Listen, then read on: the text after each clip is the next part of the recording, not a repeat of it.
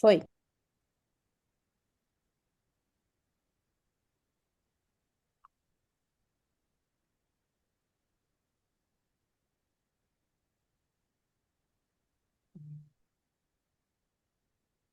Boa noite, pessoal. Tudo bem? Você está esperando aqui todo mundo entrar? A gente já vai começar a nossa aula. Vou pedir para todo mundo deixar no mudo o áudio, para não atrapalhar durante a aula. E aí depois no final a gente abre para dúvidas. Vocês podem colocar e também escrever ali no chat que a doutora Indira também vai responder ali as dúvidas pelo chat também.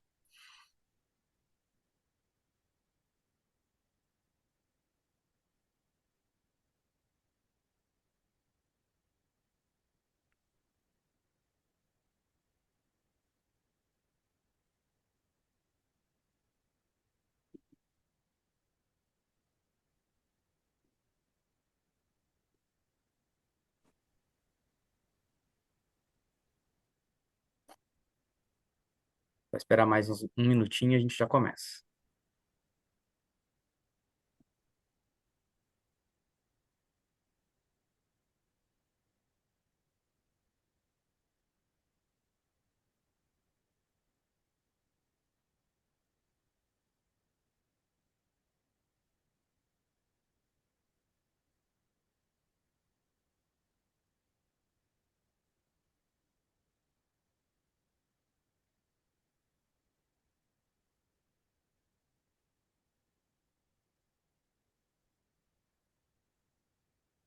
Então, boa noite, pessoal, novamente. Meu nome é Alisson, sou diretor acadêmico do Propofando. Obrigado pela presença de todos aqui na noite de hoje.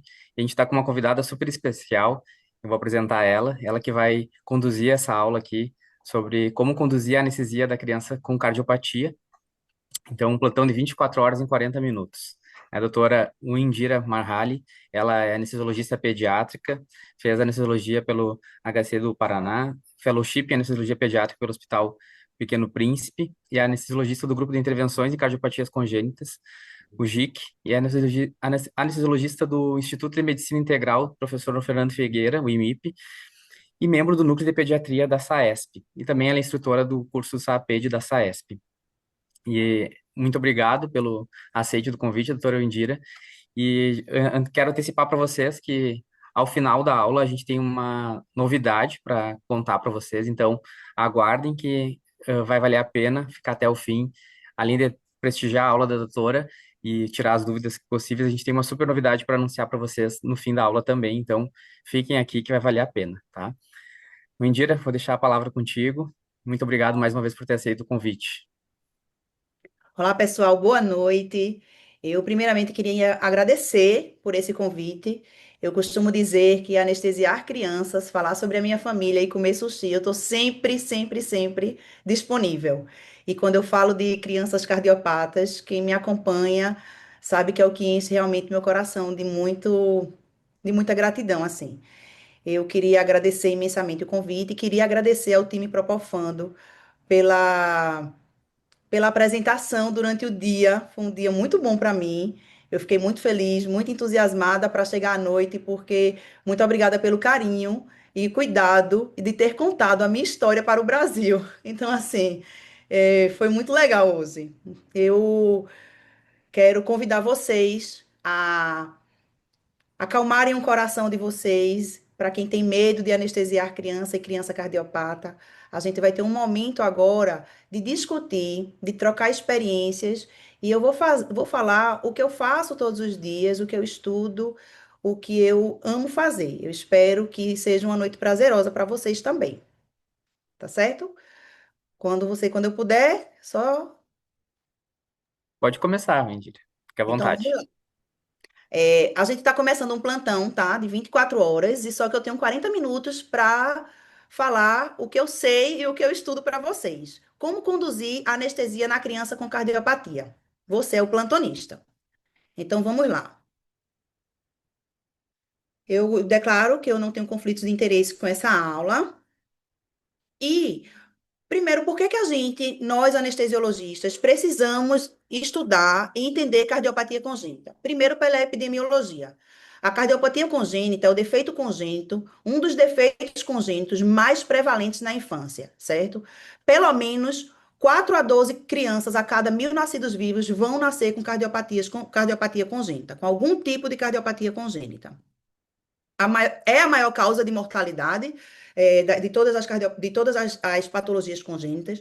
E a gente sabe, nós anestesistas que estamos em hospitais gerais, a gente em algum momento vai anestesiar uma criança cardiopata no decorrer da sua vida. Porque a maioria das cardiopatias congênitas, elas são passíveis de tratamentos paliativos. Então, as crianças, elas passam por mais de um período de tratamento e entre tempo, ela pode ser anestesiada para N motivos. Os principais motivos são cirurgias otorrinolaringológicas ou cirurgias do aparelho digestivo, certo? Então, como eu já falei, o avanço da tecnologia e das técnicas cirúrgicas vai fazer com que essas crianças cheguem à idade adulta. Então, 90% dessas crianças vão chegar à idade adulta e essas crianças vão cair, vão quebrar um braço, podem ter uma apendicectomia, alguma coisa e vai inevitavelmente cair no seu plantão, certo? Além disso, a gente sempre fala que uma anomalia congênita chama outra anomalia congênita, certo? Então, eu posso anestesiar uma criança para uma atresia de esôfago que é cardiopata. Eu posso anestesiar uma criança que tem anomalia no retal, que é cardiopata. Então, as associações sindrômicas podem vir associadas com a cardiopatia, que inevitavelmente a gente também pode anestesiar, certo? Lembrando que a gente precisa entender que a mortalidade dessas crianças ela é muito alta, certo? Então, ela é 5 vezes maior nas cirurgias de grande porte e mesmo em cirurgias de pequeno porte, a criança cardiopata, a gente sabe que tem um maior risco de um desfecho negativo do que crianças não cardiopatas. Então, eu sempre, toda vez que eu falo alguma coisa sobre cardiopatias congênitas, eu trago essas duas figuras, certo? São dois trabalhos diferentes, mas esse trabalho ele mostra que uma criança cardiopata ela pode vir com outras doenças congênitas. Então, a gente não pode esquecer que quando eu recebo uma criança para fazer uma cirurgia com a doença congênita, eu tenho que lembrar que ela pode vir com cardiopatia congênita. Dentre essas doenças congênitas, a gente também pode ter as síndromes. Aqui são as síndromes que a gente já escutou falar, que a gente escuta com mais rotineiro para a gente, né? Síndrome de Down, Turner, Noonan, Marfan. Mas existem algumas outras síndromes que a gente nunca ouviu falar. Então, essas outras síndromes, eu estou no plantão, cheguei no plantão, no hospital, e digo, chegou um paciente com a síndrome tal, que eu não conheço, nunca ouvi falar, eu vou sempre atentar que essa criança pode ter três coisas: via aérea difícil, acesso venoso periférico difícil e cardiopatia congênita, certo? Então, eu vou ter que levantar a minha antena e ir atrás. É uma urgência, muito urgência, eu vou ter que colocar o paciente em sala. Não é uma urgência, muito urgência? Vamos ver se a gente pode estudar essa criança para saber se essa criança tem uma cardiopatia, porque muitas síndromes vão vir associadas também com cardiopatia, tá? E na literatura existem várias formas de classificar as cardiopatias congênitas, certo? Uma das formas é quanto à criticidade da cardiopatia. Então, se a cardiopatia ela pode ser crítica, pode ser. Como é que eu vou separar aqui? Licença. Ela pode ser crítica, pode ser grave, discreta ou moderada. Então, aquela cardiopatia crítica é a cardiopatia em que eu preciso intervir nessa criança, nem que seja um procedimento paliativo ainda no período neonatal. Por exemplo, transposições de grandes artérias ou síndrome da hipoplasia do coração esquerdo. Então, a criança, ela nasce com 1 dia, 2 dias com transposição de grandes artérias e precisa fazer o procedimento de Haskell na hemodinâmica. Ela precisa passar por algum procedimento ainda no período neonatal.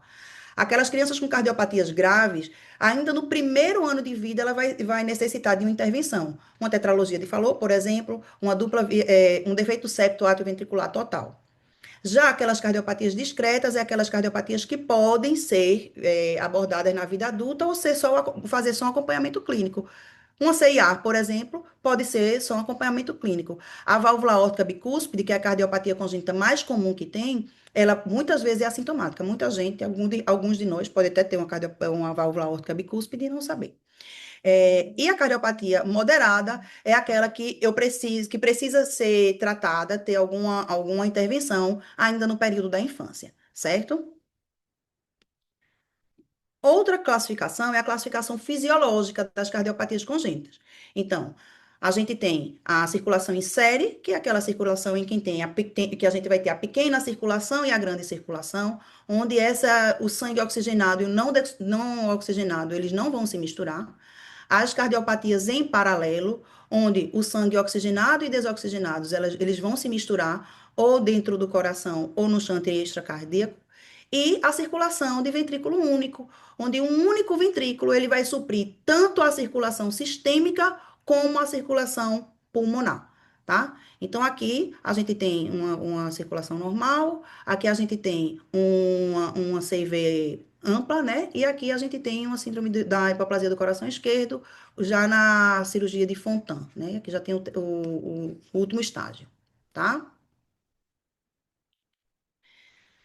O livro do Croce, que é um livro bem completo, ele traz essa classificação das cardiopatias congênitas, que eu acho que é a que mais soa nos nossos ouvidos, que a gente mais escutou durante nossos estudos e nossas formações. Então, que ele divide as cardiopatias em acianogênicas e as cardiopatias cianogênicas. Estando nos grupos das acianogênicas, aquelas de hiperfluxo pulmonar ou normofluxo pulmonar.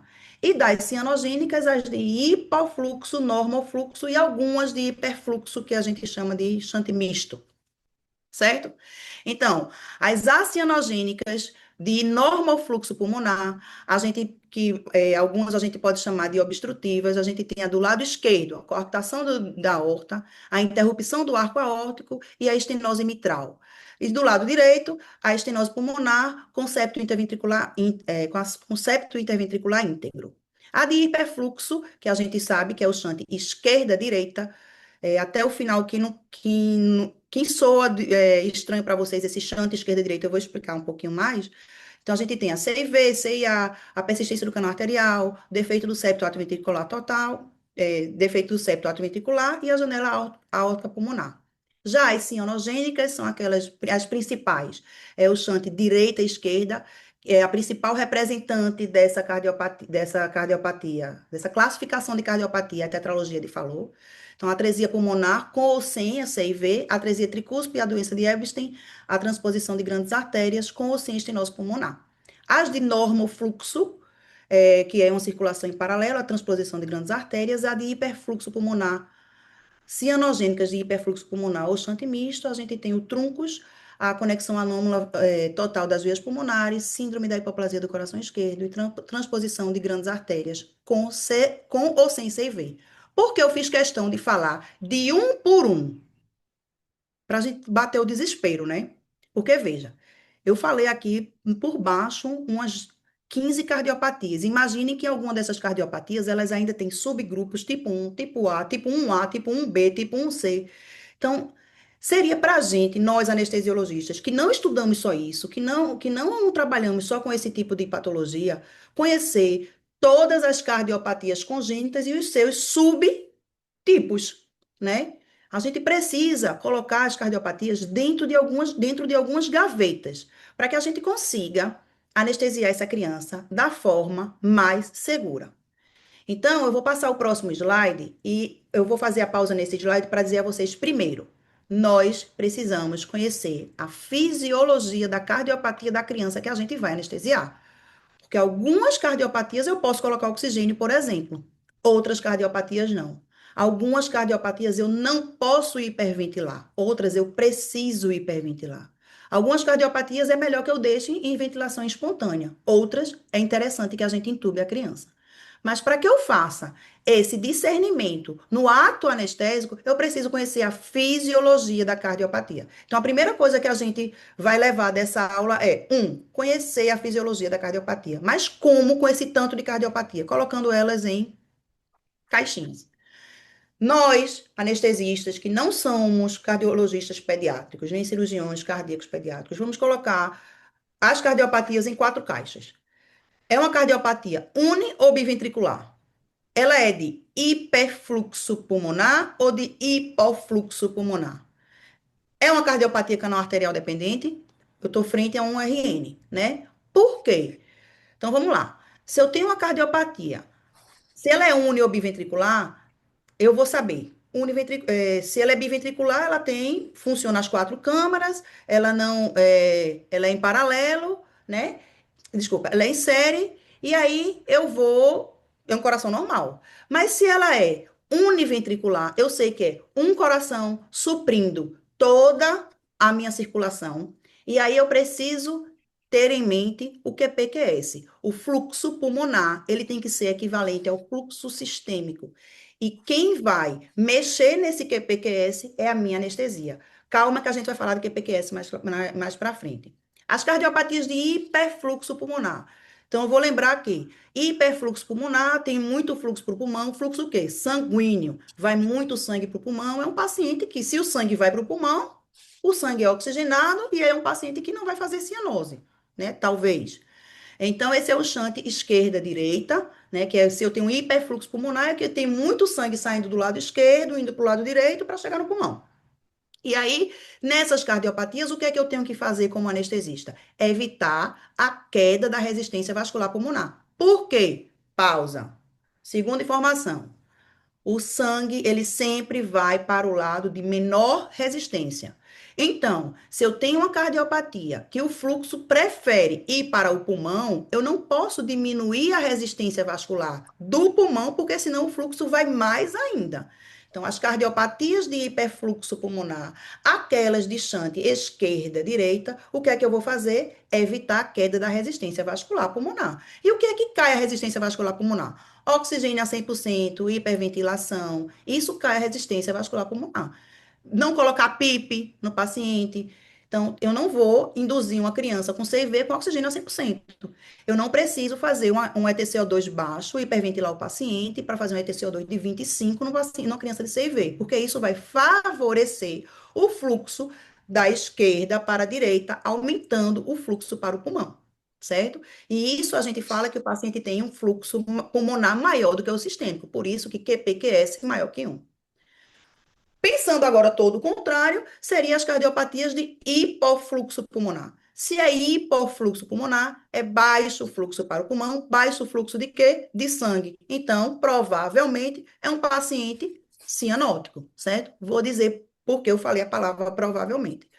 Então, nesse caso, é um shunt. Se está indo pouco fluxo para o pulmão, quer dizer que o coração direito, ao invés de mandar sangue para o pulmão, está mandando sangue para o lado direito. Aí a gente chama de shunt direita, esquerda.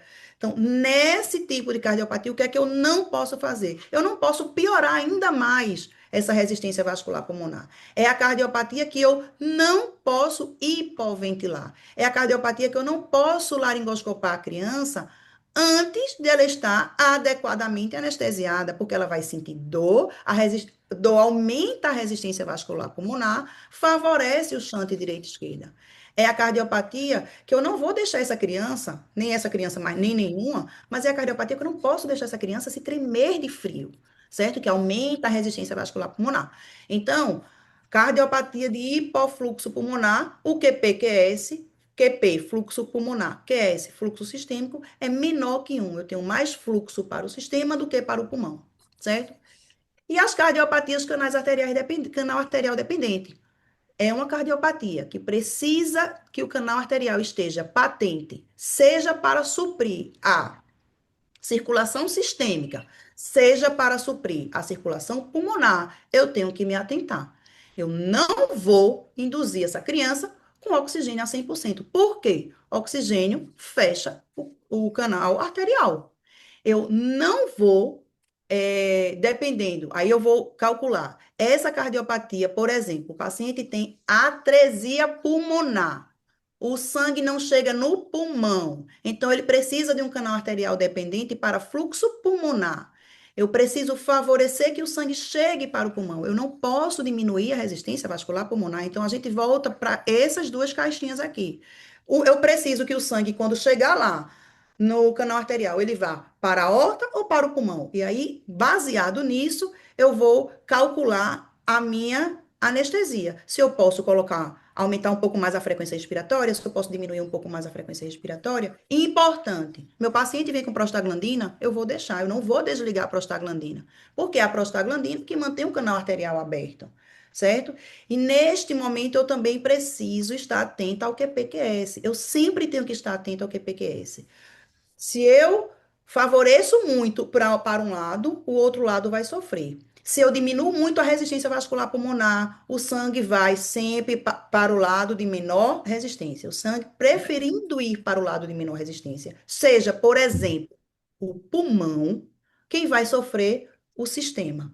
A resistência vascular sistêmica, o lado do sistema, a aorta. Quem é que sofre primeiro? As coronárias. Depois das coronárias, quem vai sofrer? O miocárdio. Então, é o paciente que às vezes satura bem, mas vai ter uma clínica de IC, porque o miocárdio não está sendo perfundido, porque o sangue está indo todo para o pulmão.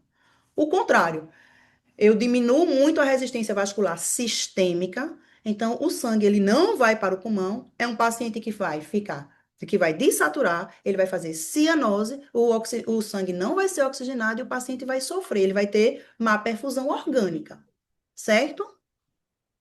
E aí eu trago para vocês que eu não posso dizer que toda cardiopatia hipoxêmica ela é cianótica, tá? Porque hipóxia é quando eu tenho uma saturação abaixo de 92 e cianose é a manifestação dessa queda de saturação quando ela é abaixo de 85. Então eu tenho algumas cardiopatias que são hipoxêmicas e não são cianóticas. Boa noite. E Beleza? lembra, Tá bom. Obrigado. e lembra, oi? Alguém falou? E lembrem-se, às vezes, eu coloquei algumas cardiopatias na caixinha, mas a gente precisa ter o senso crítico. Por exemplo, eu tenho uma CIA gigante. A CIA é uma cardiopatia que ela não é cianogênica, certo? Mas se eu tenho uma CIA muito grande, onde eu tenho mistura de sangue não oxigenado do átrio direito com sangue oxigenado do átrio esquerdo, essa criança pode ter uma queda da saturação. Ela não pode não chegar a ser cianogênica. Mas eu já peguei uma criança com CIA cianótica porque a CIA era muito grande. Então era quase um átrio único. E aí essa criança saturava 89, 87. E a gente pensava até que ela tinha hipertensão pulmonar. É muito raro CIA fazer hipertensão pulmonar. Mas a gente pensava que ela tinha hipertensão pulmonar. No estudo hemodinâmico, a gente viu que era porque a CIA era muito gigante. Então, tinha mistura de sangue lá, e essa criança ela tinha queda de saturação por causa disso. Não era chante direita e esquerda, era a mistura de sangue. Ok? Vamos seguir. Então, não tem como o anestesista programar sua anestesia sem classificar a cardiopatia baseado na hemodinâmica, sem compreender a fisiologia desse paciente, porque é isso que vai fazer ele traçar os objetivos anestésicos específicos para aquela cardiopatia, certo? Eu trago aqui para vocês um exemplo. A gente teve um dia, essa semana passada, uma criança na hemodinâmica, que ela intercorreu e um colega entrou para ajudar a gente. Quando ele entrou, ele viu que o oxigênio estava desligado, a criança estava sendo ventilada só com ar comprimido. Ele fez: amiga, tu esqueceu de ligar o oxigênio. Eu disse: não, amigo, deixa desligado, pelo amor de Deus. Por quê? Era uma criança com cardiopatia canal arterial dependente. E naquele momento a gente não poderia ligar o oxigênio.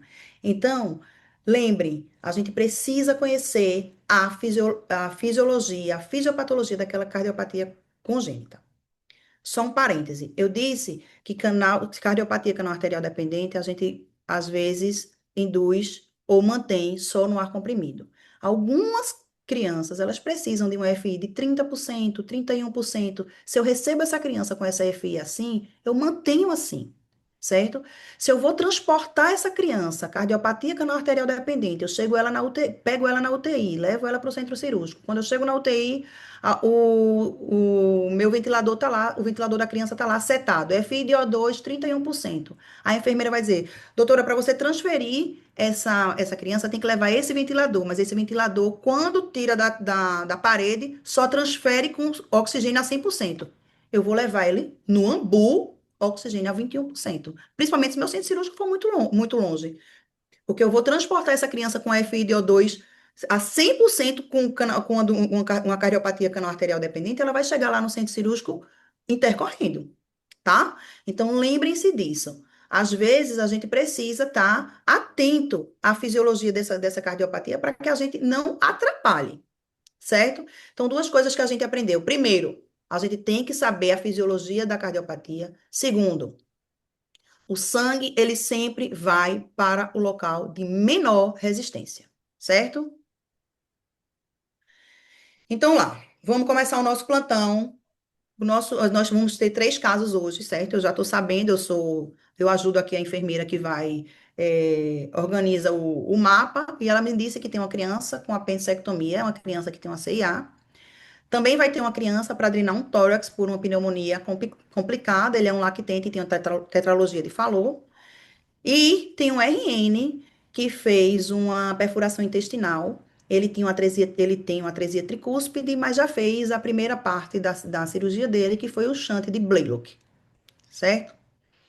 Então vamos lá, enquanto a gente monta a sala e começa a rezar para os anjos que a gente acredita, para anestesiar essas crianças, a gente precisa lembrar o que é que a gente vai levar para cada sala. Eu não posso levar de conhecimento o mesmo conhecimento para todas as salas e fazer a mesma criança da mesma forma, e a gente vai entender por quê. Então, primeiro caso, 7 horas da manhã, você acabou de assumir o plantão, é uma criança de 3 anos, ele pesa 15 quilos, é uma CIA moderada e está com apendicite aguda. Está febril, com dor abdominal, está desidratada, taquicárdica, mas sem sinais de insuficiência cardíaca. E o procedimento é uma apendicectomia de urgência, tá? CIA. A CIA é uma cardiopatia congênita comum, certo? É uma cardiopatia congênita que raramente vai causar, mesmo ela sendo uma cardiopatia de hiperfluxo pulmonar. Por que hiperfluxo pulmonar? Por quê? Vamos lá conhecer, que eu disse a vocês que a gente precisa conhecer a fisiologia da cardiopatia. O sangue vai chegar pela veia cava superior, veia cava inferior, átrio direito, ventrículo direito, pulmonar, né? Tronco pulmonar, pulmões, vai voltar pelas veias pulmonares, átrio esquerdo. Segunda informação que eu falei, o sangue sempre vai para o lado de menor resistência. Quando ele chega aqui no átrio esquerdo, ele vai ter o meu lado esquerdo, que é o ventrículo esquerdo, ou o defeito, que é a CIA, voltando para o lado direito. Uma criança de 3 anos, a resistência vascular pulmonar é menor do que a resistência vascular sistêmica. Então, a gota de sangue que chega aqui, ele vai dizer: opa, eu tenho dois lugares para ir, um para cá e um para cá. Essa resistência é menor, eu vou vir mais para cá, porque a resistência do lado direito é menor do que a resistência do lado esquerdo.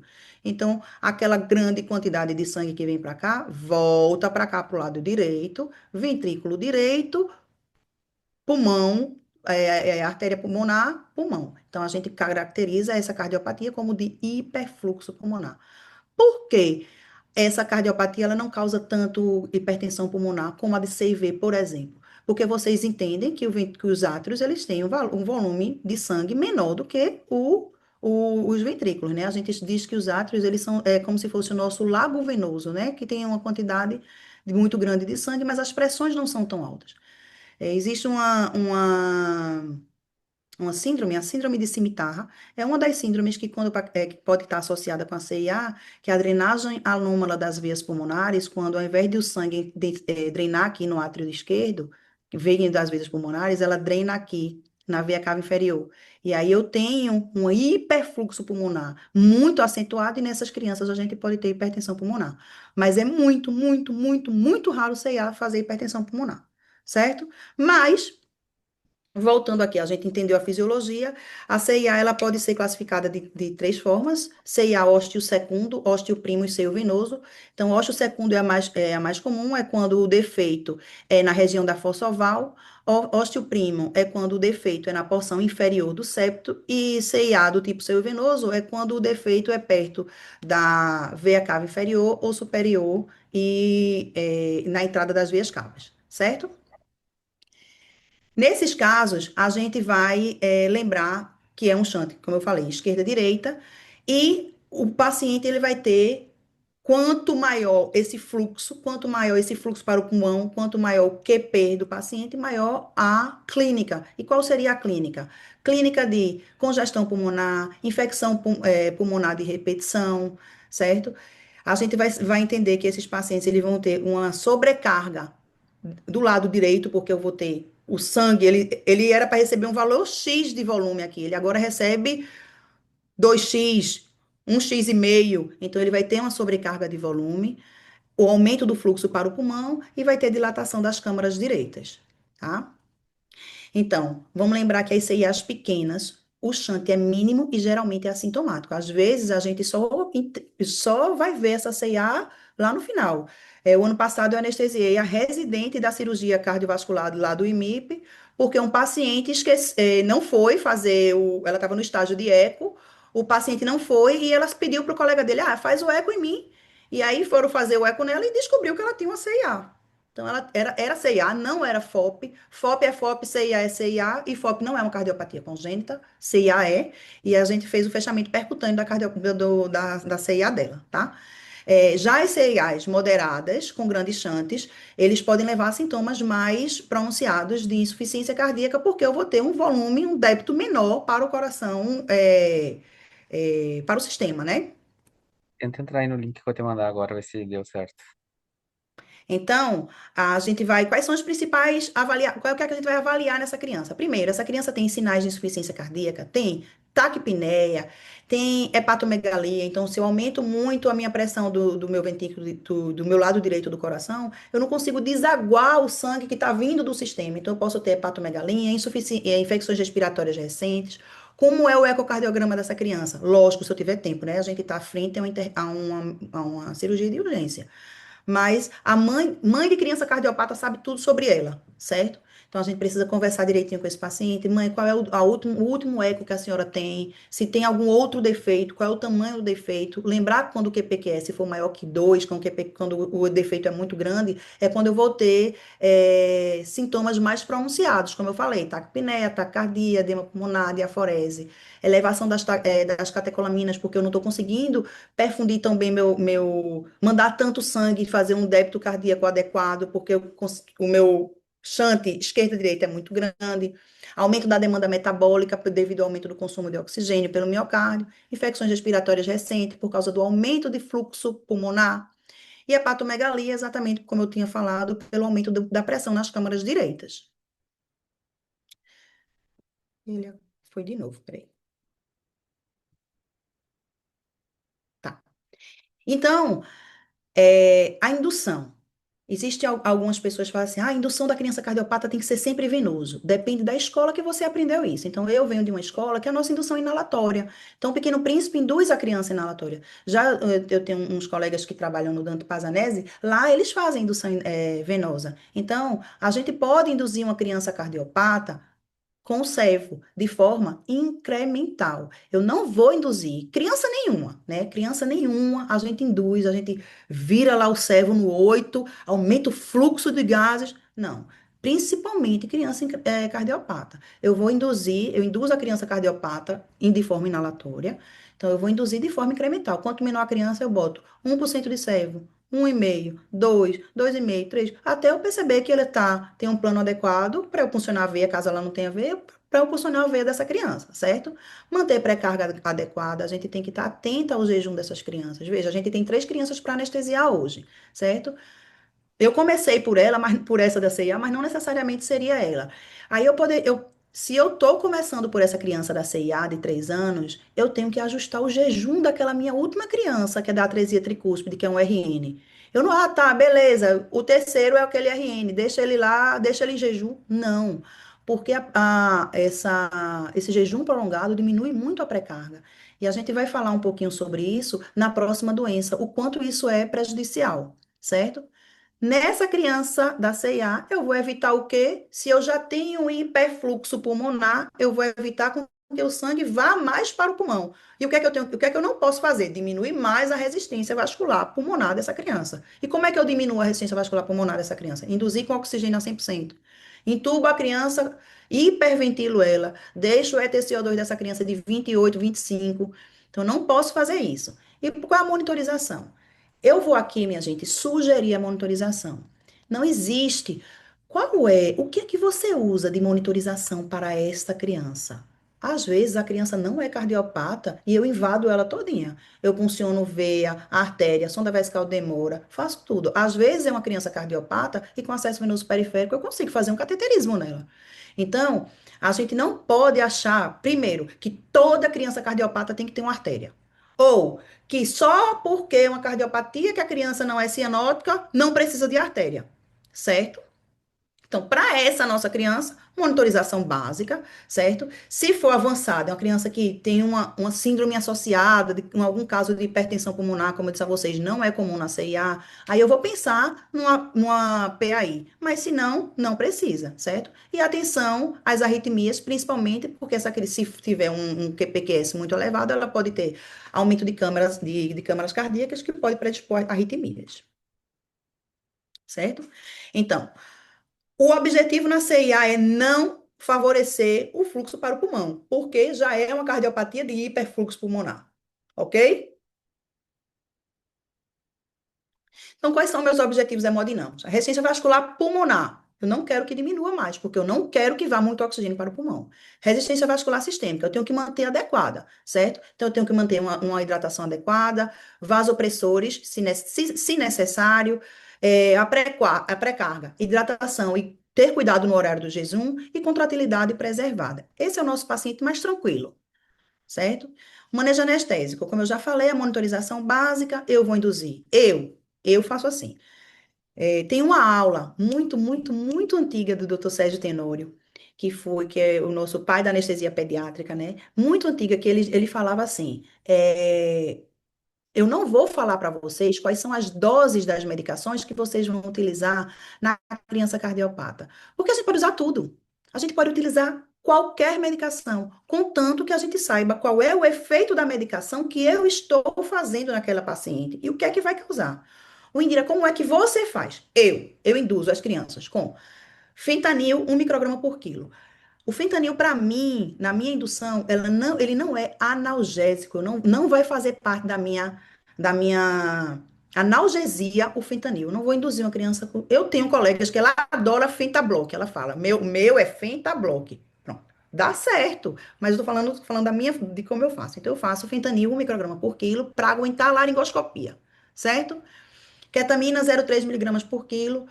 Propofol, eu posso utilizar Propofol no cardiopata? Meu Deus, posso, minha gente.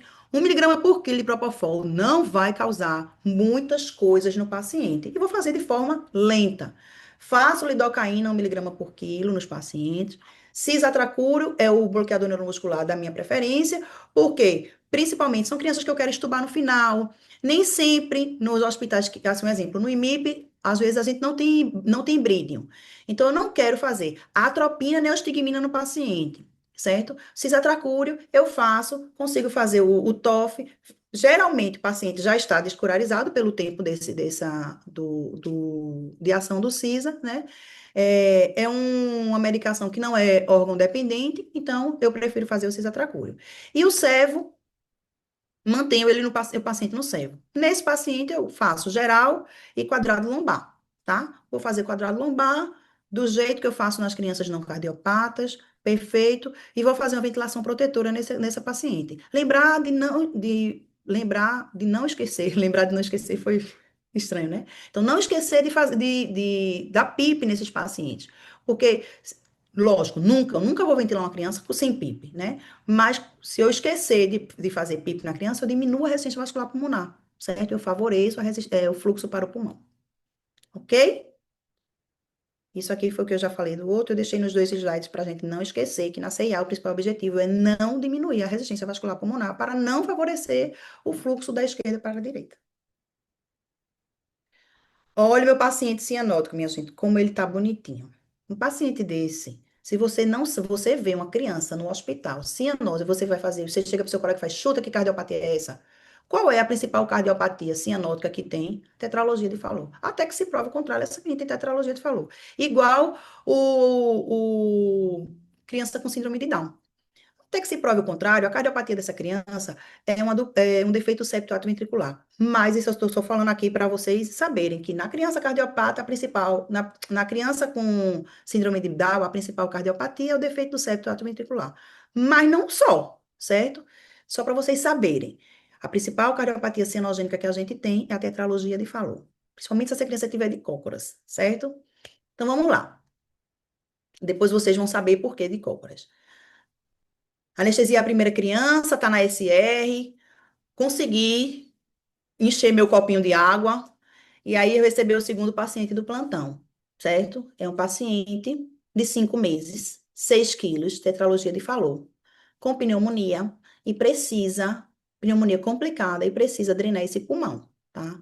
Então, neste momento, ele está saturando 80% em ambiente, ele faz uso de propranolol, ele tem tetralogia de Fallot, mas com a função biventricular preservada, e faz cianose aos esforços, e no momento ele está sem crises. Minha gente, veja. A principal preocupação de um anestesista, quando ele vai anestesiar a tetralogia de Fallot, como toda anestesia pediátrica, é na indução e no despertar, é fazer a crise cianótica de Fallot, tá? Mas vamos lá.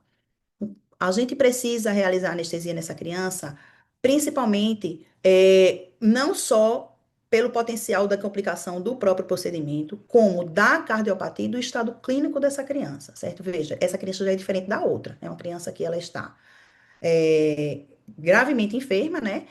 Ela vai drenar um pulmão. Não é só uma drenagem, porque não é só uma tetralogia, porque não é só um falô. Não é. Existe um artigo, até que a primeira frase do artigo é: não é só um falô.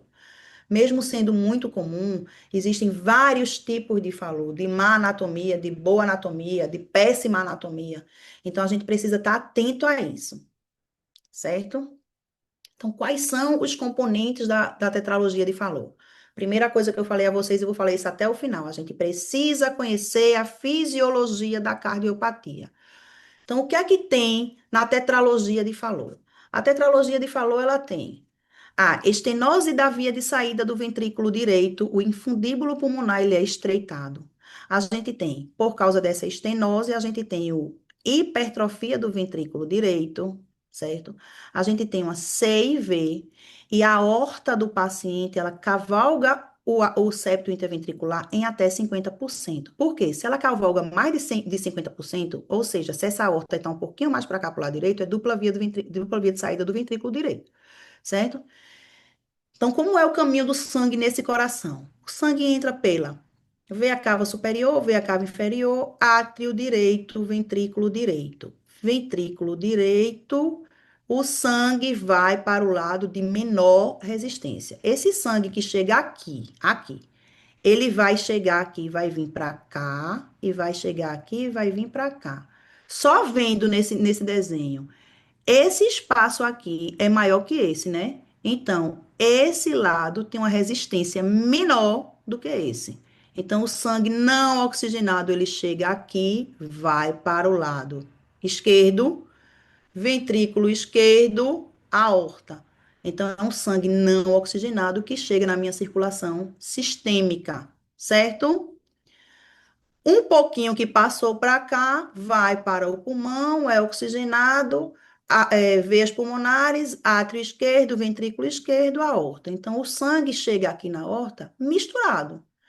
Se a quantidade de sangue que chega aqui na aorta é mais desoxigenado do que oxigenado, o meu paciente ele é mais cianogênico do que normal. Todo mundo está na mesma página, né? Então, a fisiopatologia é exatamente essa. Eu preciso entender eu preciso entender o caminho que o sangue faz dentro desse coração cardiopata para eu saber o que é que eu posso fazer. Vamos lá. Eu posso aumentar a resistência vascular pulmonar desse paciente? Alta desse jeito? Não. Se eu aumentar a resistência vascular pulmonar desse paciente, o sangue vai chegar aqui e vai voltar. Ele vai dizer, não, para cima eu não consigo ir, porque já aumentaram mais ainda a resistência vascular pulmonar aqui. Aqui existem duas resistências, uma fixa e uma variável. A fixa é, às vezes, aqui, ó, já da via de saída mesmo, da válvula aqui, que já é a válvula atrésica ou diminuída, e a variável que é do infundíbulo pulmonar, aqui da musculatura. Então, a gente vai ver, no cateterismo, a gente vê muito isso, a gente vê o infundíbulo fechar e abrir, fechar e abrir. Ele pode ficar com resistência vascular maior, mais apertadinho, ou menor, a depender de dor, a depender de plano anestésico inadequado, hipovolemia, certo? Então, a gravidade dessa cardiopatia, quem vai determinar é o tamanho da CIV e o grau de obstrução da via de saída do ventrículo direito. Quanto maior o grau de obstrução da via de saída do ventrículo direito, mais cianogênica essa criança vai ser, certo? Porque menor vai ser esse lado, o defeito vai ganhar mais sangue saindo do lado direito para o lado esquerdo do que a, a artéria pulmonar, certo? Aqui eu vou dar a nossa terceira informação. Eu já dei a informação que a gente precisa saber da fisiologia da cardiopatia. Eu já dei a informação que a gente precisa que o sangue vai para o lado de menor resistência. E agora eu vou dizer a vocês o seguinte: algumas atresias, desculpa, algumas tetralogias de Fallot, acontece o quê? Aqui é tão difícil de passar sangue, tão difícil de passar sangue, que não consegue desenvolver tão bem a artéria pulmonar. Qual é a terceira informação que eu quero dizer a vocês? Por onde o sangue não passa, não há desenvolvimento de estrutura, certo? Então, lá na minha embriogênese, se o sangue ele não passa um fluxo de sangue adequado por aqui, talvez aqui eu tenha uma dificuldade de desenvolver. Então, observem que às vezes essa válvula pulmonar aqui, ela é atrésica ou muito fechada, certo? Porque o sangue não passava por ela. Então, por onde o sangue não passa, não desenvolve a estrutura.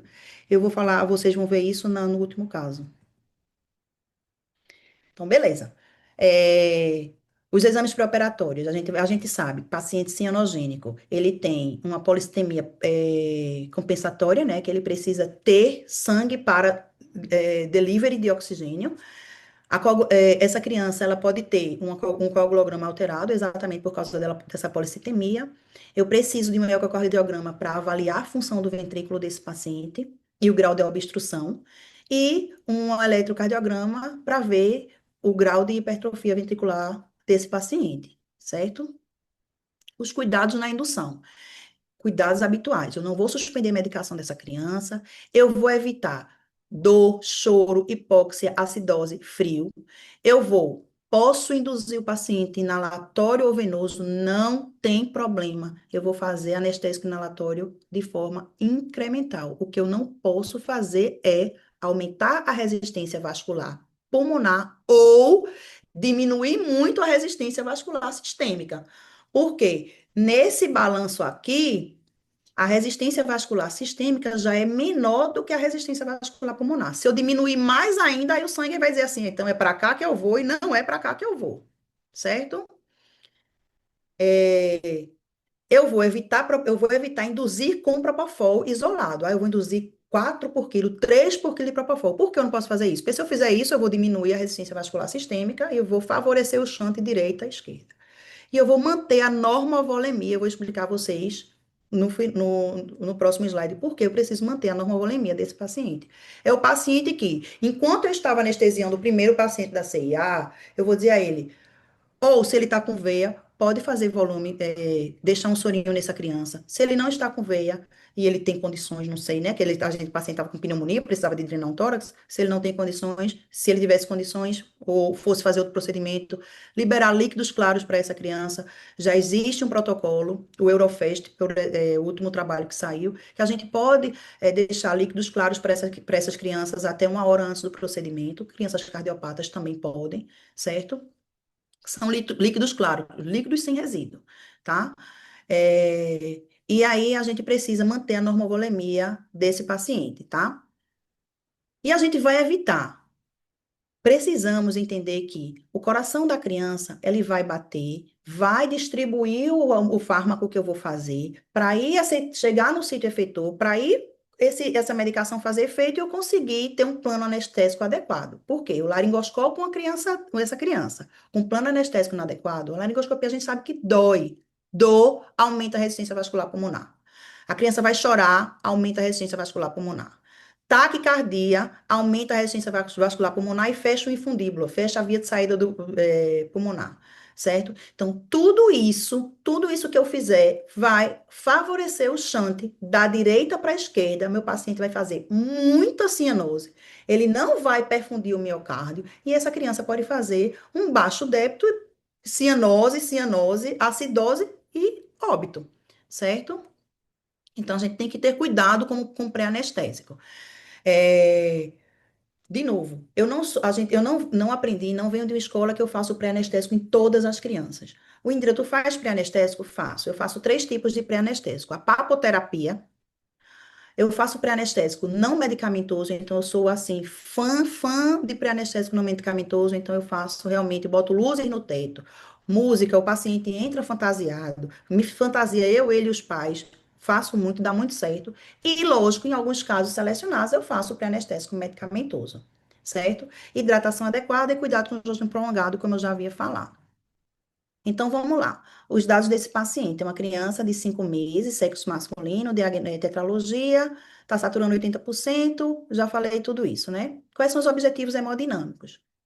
Eu preciso manter a resistência vascular sistêmica um pouco maior, um pouco elevada. O que é que eu quero dizer quando eu digo assim, apertada? Vamos tentar fazer com que o sangue, quando chegue no ventrículo direito, ele não prefira ir para o lado esquerdo, pela CIV. Ele prefira ir para a pulmonar. Para isso, quando ele desviar para a CIV, ele tem que encontrar aquela resistência alta para ele dizer: eita, a resistência da via de saída do ventrículo direito está menor, então é melhor eu ir para o pulmão. Então, tentar deixar aumentada a resistência vascular sistêmica, tentar não aumentar a resistência vascular pulmonar. Eu vou evitar taquicardia. Por quê? Não aumentar a resistência vascular pulmonar por motivos óbvios, né? Porque já é alta a resistência vascular pulmonar por causa do estreitamento da via de saída do ventrículo direito. Tentar evitar taquicardia, porque se eu faço taquicardia, eu não tenho tempo diastólico adequado para que o meu ventrículo direito receba o volume de sangue para quando ele contrair, ele ejetar sangue para a artéria pulmonar. Se eu faço taquicardia, o meu ventrículo direito ele vai bater vazio.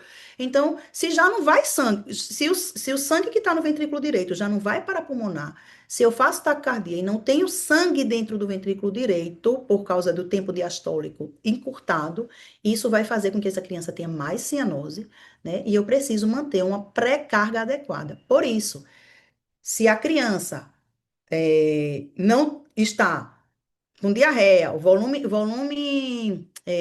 tempo prolongado de jejum, ela tem um volume circulante efetivo menor. Então, se ela tem um volume circulante efetivo menor, eu tenho um ventrículo direito batendo vazio, certo? E essa criança vai fazer cianose por causa disso, tá? E aí, na minha indução anestésica, o que é que eu vou fazer? Pré-medicação. Eu não faria nessa criança. Vou explicar por quê. A gente não faz, eu posso fazer pré-anestésico nas crianças? Devo, do jeito que eu quiser, do jeito que eu souber, do jeito que eu aprendi. Existem, na anestesia, existem várias formas de fazer a mesma coisa, mas eu preciso entender o porquê que eu prefiro não fazer nessa criança. Na curva de dissociação da hemoglobina, as crianças sintomáticas, elas estão na porção ascendente, ou seja, pequenas variações da pressão parcial de oxigênio, eu vou ter uma grande variação da saturação dessa hemoglobina. Então, se eu vou fazer uma medicação pré-anestésica nesse paciente, vou arrumar minha sala, eu não estou com presença nessa criança na minha presença, essa criança pode hipoventilar, certo?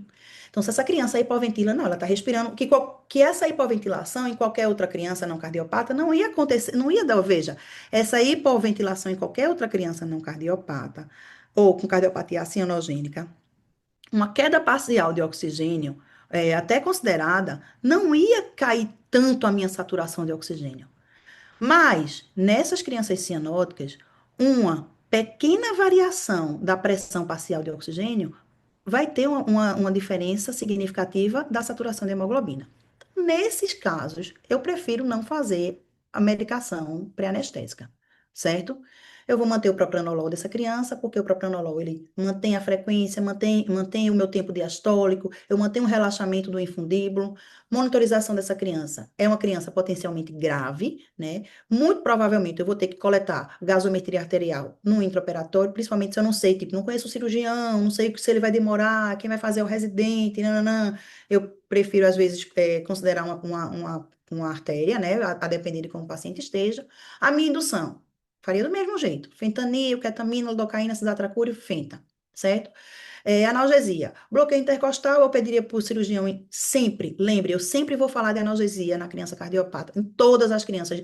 Ou de infiltrar a ferida a fazer uma multimodal, sempre tem que ter analgesia nessa criança. Ah, mas ela vai ficar entubada na UTI. Analgesia nessa criança, porque eu preciso garantir a minha assistência, eu não consigo garantir a assistência da UTI, certo? E ventilação protetora, a depender de como esteja a situação dessa criança, certo? Mais calma. Na tetralogia de Fallot, nem tudo são flores, certo? No meio da intercorrência, no meio do procedimento, essa criança ela começa a desaturar, ela faz um ataque cardíaco e eu tenho queda do meu EtCO2. Eu estou frente a quê? Eu estou frente a uma crise de cianose de Fallot. O que foi que aconteceu aqui? Preste atenção. O meu paciente faz um taquicardia, frequência cardíaca de 140. Eu não tenho tempo diastólico para encher o meu ventrículo direito. O meu ventrículo direito está batendo vazio, a quantidade de sangue que passa para cá, para a artéria pulmonar, é ínfima, certo? Então, eu não tenho sangue para chegar no pulmão, para ser oxigenado, para voltar para o átrio esquerdo, ventrículo esquerdo, para se misturar com o sangue que está vindo para cá. É uma quantidade muito grande de sangue não oxigenado vindo para cá, certo? Então, essa criança vai desaturar. Outra coisa, a queda de EtCO2 é por quê? Porque não tem sangue indo para o pulmão. Não tem sangue, não vai ter sangue levando o gás carbônico para ser exalado. Então, eu vou ter queda de EtCO2 por causa disso, certo? E queda da saturação, como eu já falei, porque o sangue ele vai para preferir sempre o lado de menor resistência. Isso acontece quando tem um paciente que está sentindo dor, é um paciente que perdeu muito volume, é um paciente que está com ventilação inadequada, então esse meu paciente, que a gente está falando agora, ele tem uma pneumonia, não está sendo bem ventilado, né? Ele já está com o aporte de oxigênio diminuído. Então, queda de oxigênio no paciente cianogênico aumenta a resistência vascular pulmonar. Se eu aumento essa resistência vascular pulmonar, o sangue não vai chegar na artéria pulmonar, certo? Então, imagine, a hipertrofia do ventrículo direito associado à estenose da artéria pulmonar. A obstrução é o fluxo por dor, por febre, por acidose, por causa dessa pneumonia. A obstrução é o fluxo da via de saída do ventrículo direito vai ó, prejudicar o shunt da esquerda para a direita, ou seja, vai favorecer o shunt da direita para a esquerda. Por que prejudica? Porque a resistência vascular daqui vai ser maior do que a resistência vascular daqui. A resistência vascular do o sangue que está aqui no ventrículo esquerdo para sair para cá é muito pior do que para sair para cá. Então, vai prejudicar esse shunt esquerda-direita. O ventrículo direito vai ter uma pressão muito maior do que a pressão do ventrículo esquerdo, exatamente porque o sangue que estava aqui não está conseguindo passar para cá, então essa pressão vai ser muito maior. O fluxo vai passar da direita para a esquerda, é um sangue não oxigenado indo para o lado esquerdo, e esse sangue não oxigenado vai causar uma cianose. Então, isso é a crise de cianose de Fallot, certo? E aí, o que é que eu tenho que fazer? Isso aqui é o ouro, certo? Isso aqui, assim, é o que salva a minha vida sempre que eu tô com esse paciente cardiopata com crise de cianose de Fallot, que eu tô com esse paciente com tetralogia de Fallot com a crise de cianose. Primeira coisa que eu tenho que fazer, oxigênio a 100%. Oxigênio a 100% para tentar diminuir a resistência vascular pulmonar. Fiz oxigênio a 100%, vou fazer hiperventilação para diminuir o EtCO2, diminuir a resistência vascular pulmonar. Os meus esforços vai ser para diminuir a resistência vascular pulmonar e aumentar o fluxo de sangue para o pulmão, certo? E aí eu vou aumentar a resistência vascular sistêmica. Eu preciso apertar a resistência vascular sistêmica para que o sangue que chegue no lado esquerdo do coração prefira ir para o lado direito pela CIV do que ir para a aorta. E como é que eu vou fazer isso? Fenilefrina, um vasodilatador, um alfa puro, certo? Que só vai mexer na minha resistência vascular sistêmica. Só que, por exemplo, em Recife não tem fenilefrina, certo? Então, a gente pode utilizar metaraminol, de 10 a 30 microgramas por quilo. O metaraminol, ele é bom porque ele faz a resistência vascular, aumenta a resistência vascular sistêmica e ainda diminui um pouco a frequência cardíaca, que aumenta o meu tempo diastólico. Não tenho metaraminol no meu serviço. Tem alguns serviços em Recife que não tem metaraminol. O que é que eu uso? Noradrenalina. 0,1 micrograma por quilo, certo? Posso usar adrenalina? Veja, se você tiver no meio do mato e não tiver fenilefrina, metaraminol e noradrenalina, você vai ter que usar adrenalina. Mas, se você tiver qualquer outra dessas outras coisas, você não vai utilizar adrenalina agora. Por quê? Adrenalina, aumenta a frequência cardíaca, diminui o tempo diastólico, meu ventrículo direito vai bater vazio. Dois, ele faz contração do músculo da via de saída do ventrículo direito.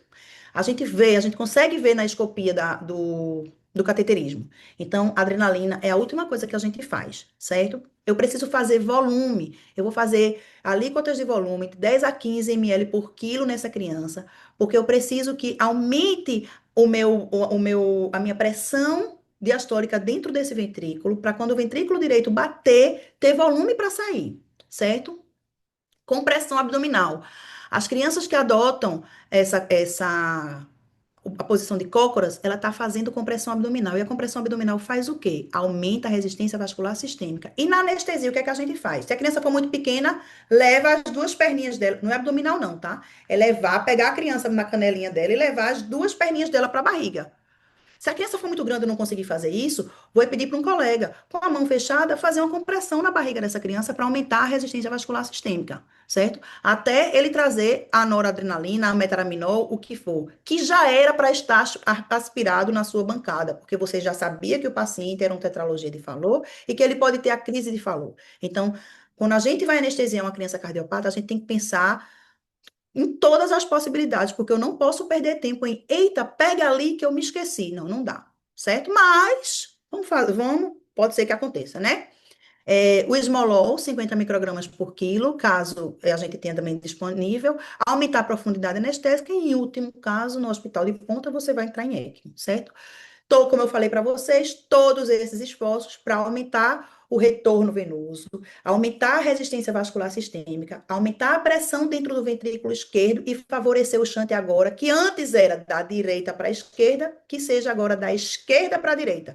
Eu quero sangue saindo, eu quero tentar fazer um hiperfluxo pulmonar, que eu não consigo, né? Vai ser tipo um normal fluxo pulmonar, um fluxo pulmonar pelo menos adequado, certo? Eu quero aumentar o fluxo pulmonar para que esse sangue seja oxigenado. Isso acontece quando? Na indução e no despertar, certo?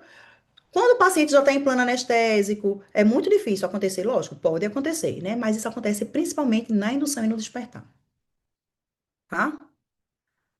Ok. Depois de a gente ter passado por esse susto, vamos agora para a cereja do bolo, né?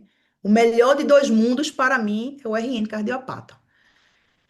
Se eu tiver anestesia no RN, eu tô feliz. Agora, se eu tiver anestesia no RN cardiopata, como diz aqui em Recife, é como se eu tivesse assim, meu Deus do céu, no céu, feito pinto no lixo. Então, nesse é o nosso paciente, nosso terceiro caso. É o paciente que a gente ajustou o jejum dele, nós não deixamos ele até as 14 horas de jejum desde meia-noite, de meia-noite. Deixa o paciente em jejum desde meia-noite, não, pelo amor de Deus. Quantas crianças eu vou anestesiar hoje? 10 crianças. Eu vou anestesiar do mais velho para o mais novo, do mais grave para o... Como é que eu vou fazer? Vamos ajustar o jejum dessas crianças. Eu não vou deixar todo mundo de jejum na mesma hora, certo? Então vamos lá. Quando você achava que estava tudo bem, tudo maravilhoso, já passei o que eu tinha que passar por esse plantão, graças a Deus, eu vou me sentar aqui no estado e tomar um cafezinho. Vem, enfermeira. Não, doutor, vem cá. Vem cá que tem um recém-nascido que apresentou uma perfuração intestinal. Estão chamando o anestesista que está disponível. Quem é? Você. Então, é uma criança de 15 quilos, 15, desculpa, é um RN de 15 dias, 3,2 quilos, e ele tinha uma atresia tricúspide e já fez o primeiro tempo do tratamento paliativo, que é o shunt de Blalock, certo? Só que essa criança está lá na UTI NEO e apresentou distensão abdominal, e quando foi ser avaliado pelo cirurgião, é uma perfuração intestinal. Essa criança está saturando 75% em ambiente, está com acidose assim, né? Meio quase que compensada, abdômen distendido e dolorido. Qual é o meu dilema aqui? É um RN, que não tem fluxo sistêmico adequado perfundindo os órgãos dele, né? Então, ele teve um hipofluxo para o sistema, certo? Ou sangue pouco oxigenado chegando no intestino, e esse sangue pouco oxigenado chegando no intestino fez com que essa criança tivesse um, um- esse desfecho ruim, com um abdômen agudo, certo? O que é a atresia tricúspide? Vamos lá. A gente sabe que, o anestesista precisa saber, se vocês vão dormir pensando nisso. O anestesista precisa saber da fisiologia da cardiopatia. Dois, o sangue sempre vai para o local de menor resistência. Três, por onde não tem fluxo, não há crescimento de estrutura, certo? Então vamos lá. A atresia tricúspide, ela é a cardiopatia, é a terceira cardiopatia congênita mais comum. Como o nome já fala, né? Eu não tenho a válvula tricúspide. E se o sangue não passa do meu átrio direito pela válvula tricúspide, porque eu não tenho a válvula tricúspide, quem é que não se desenvolve depois? O ventrículo direito. E às vezes o ventrículo direito não se desenvolveu, quem é que não se desenvolve? A artéria pulmonar. É assim. Imagine, né? Então, só para vocês saberem, o sangue por onde não passa não tem desenvolvimento de estruturas, certo? Então, vamos lá conhecer a fisiologia da cardiopatia. O sangue vem pela veia cava superior, veia cava inferior, átrio direito, ventrículo direito não vai, né? Então, calma. E agora? Tem que ir para algum lugar, né? Então, essa cardiopatia eu preciso de shunts, porque senão ela é incompatível com a vida, tá? Então, veia cava superior, veia cava inferior, átrio direito, não vai para o ventrículo direito, ela tem que passar para o outro lado por algum lugar. Ou por uma CIA, ou se passar um filepinho aqui de nada, às vezes vai pela CIV, ou às vezes o átrio direito, átrio esquerdo, ventrículo direito remanescente de nada, e o sangue que vem para cá vai para a artéria pulmonar um pouquinho ser oxigenado, certo? Então, ventrículo, sangue que chega no ventrículo direito, ventrículo esquerdo, desculpa, aorta. Essa é uma cardiopatia canal arterial dependente e também às vezes pode ter um canal arterial aqui pérvio, certo? E aí eu sei que é um canal arterial pérvio com fluxo dependente para o pulmão, tá? Então, essa é as comunicações que eu preciso ter, né? Não, uma CIA, CIV ou PCA, e essa dificuldade do sangue sair do ventrículo, do átrio direito, isso vai causar, principalmente se eu tiver uma CIA restritiva, ou seja, uma CIA muito pequena, ele vai dificultar essa descompressão do átrio direito. Esse átrio direito ele vai ficar túrgido, com uma pressão muito elevada, e quem vai sofrer? O sistema. Então, é um paciente que vai ter edema, hepatomegalia, ascite, porque eu não estou conseguindo desaguar esse volume todo aqui, certo? Aí eu trouxe aqui essa outra imagem que a gente vai conseguir ver, ó. Eu tenho um sangue chegando, veia cava superior, veia cava inferior, átrio direito, átrio esquerdo, ventrículo esquerdo. Do ventrículo esquerdo eu vou para a aorta, um pouquinho, se tiver o persistência do canal arterial aqui, né? Vai para o pulmão, um pouquinho aqui para esse ventrículo pequenininho, do ventrículo direito pode ir para também a pulmonar, certo? E aí, qual é o tratamento? Eu preciso garantir fluxo para o pulmão. E esse paciente, ele é recém-nascido, certo? Eu não posso resolver o problema dele em um tempo cirúrgico só, porque eu não tenho as estruturas dele todas bem desenvolvidas. Ele não sendo cardiopata, já sendo ainda sendo recém-nascido, eu sei que ele tem resistência vascular pulmonar elevada, mesmo não sendo cardiopata, porque ele ainda tem aquela transição da circulação fetal, onde a resistência vascular pulmonar é maior do que a resistência vascular sistêmica. São, como eu disse a vocês, por onde não passa fluxo, não tem desenvolvimento de estruturas. Então, eu tenho artérias pulmonares ainda pouco desenvolvidas. Então, qual é o primeiro tempo? Às vezes, o primeiro tempo, semana passada foi até um dos dos posts do pessoal do Propofando, o primeiro tempo do paciente que eu anestesiei foi colocar um estente no canal arterial de uma criança com atresia tricúspide, certo? Essa criança precisava manter esse canal arterial aberto para garantir fluxo parapulmonar, certo? Garantindo fluxo parapulmonar para os pulmões, a criança tem o fluxo, faz com que essas artérias pulmonares se desenvolvam, porque agora o sangue está passando para lá, pelas artérias pulmonares, diminua um pouco a resistência dessas artérias pulmonares, para aí ela seguir para o primeiro tempo, que seria o shunt de Blalock Sintomas, tá? Que é daquele filme Quase Deuses. Do que consiste esse shunt? Esse shunt é quando eu vou anastomosar a artéria subclávia com a artéria pulmonar. Então, antigamente fazia artéria com artéria, certo? Hoje já se faz essa dessa modificada, que é um tubo de Goretex que faz com a artéria subclávia com a artéria pulmonar, é um tubinho, ou um shunt central, que vai ser com o tronco da pulmonar com a aorta, certo? Então, é como se eu tivesse criando uma permanência, um canal arterial meio que permanente, certo? Isso aqui é para garantir o fluxo do pulmão, para o pulmão. Aí é que entra o QPQS, de uma forma muito importante. E nesse estágio aqui, é muito difícil a gente garantir o QPQS. As cirurgias nas crianças que estão nesse estágio aqui, elas são feitas apenas em casos de vida ou morte. Ou assim, eu preciso fazer. Porque a descompensação do QPQS aqui é muito difícil. Imaginem que o sangue, ele vai chegar, por exemplo, ele vai circular no coração, como a gente falou, e vai chegar aqui, eu preciso ter, o sangue ele precisa tanto ir para o sistema, como chegar aqui e ir para o pulmão. Eu preciso de um volume de sangue que perfunda o sistema, um volume de sangue que chegue no pulmão. QP, QS em torno de 1. A quantidade de sangue que chegue, que vá para cá, ser a mesma quantidade de sangue que vai para cá. É muito difícil, certo? Mas a gente consegue, né? Senão não existia. Se esse menino aqui não sobrevivesse, esse menino aqui não ia ser, não conseguia chegar, tá? Então, essa é uma cirurgia que é feita nas primeiras semanas de vida, para melhorar o fluxo pulmonar. O anestesista, a gente precisa manter uma hipercapnia, no caso, permissiva, mas não a gente permissiva porque eu preciso que o sangue, se eu diminuir muito a resistência vascular pulmonar dessa criança, se eu hiperventilo muito, se eu coloco o oxigênio a 100% nessa criança, quando o sangue chegar aqui, ele vai querer vir todo para cá, porque ele vai sempre para o local que tiver menor resistência, não vai para o sistema, não vai perfundir as coronárias, e quem vai sofrer é o miocárdio do único ventrículo que ele tem funcionando, que nesse caso é o ventrículo esquerdo, certo?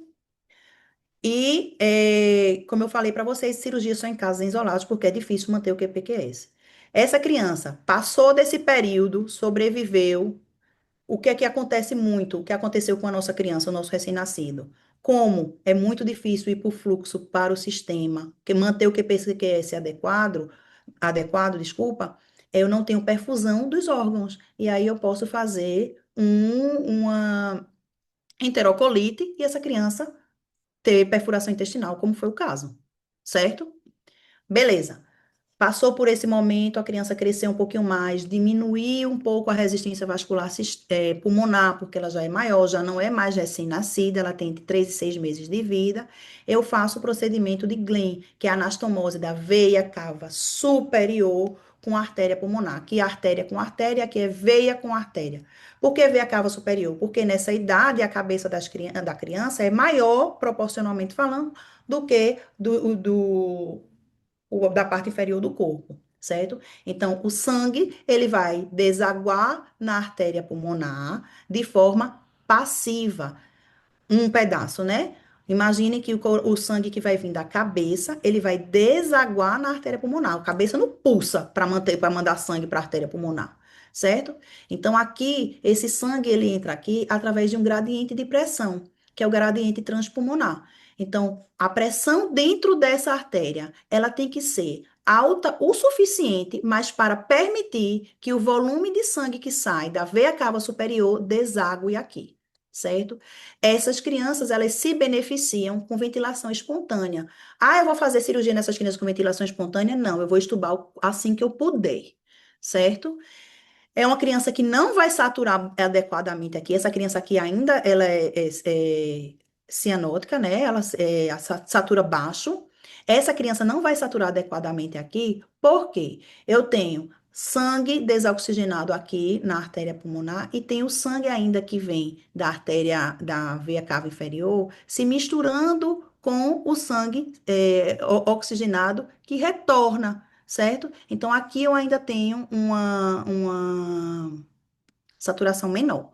Esse aqui é o melhor estágio para fazer uma cirurgia não cardíaca. Então, é uma criança que tem algum outro problema, é uma criança que está mais estável. Esses dias a gente fez uma anestesia numa criança que ia fazer uma reconstrução de trânsito. Aí o cirurgião pediátrico fez, não, tu não acha melhor, vamos esperar ele fazer o Fontan? Eu digo, não, vamos esperar ele fazer o Fontan nada, ele vai fazer agora no Glenn, que é a melhor fase de fazer a cirurgia. Vou explicar a vocês por quê. É a melhor fase de fazer a cirurgia, porque eu tenho eu não consigo, eu tenho alguém para ajudar esse ventrículo esquerdo, certo? Que aqui eu não tenho. Aqui é o ventrículo esquerdo mandando sangue para o sistema e para o pulmão sozinho, certo? Aqui é a circulação de ventrículo único. Aqui eu ainda tenho essa veia cava inferior desaguando aqui, tenho. Desculpa. Aqui eu tenho a veia cava inferior desaguando aqui, tenho a veia cava superior desaguando na artéria pulmonar, e aí eu não tenho um ventrículo esquerdo, ele não está tão sobrecarregado, certo?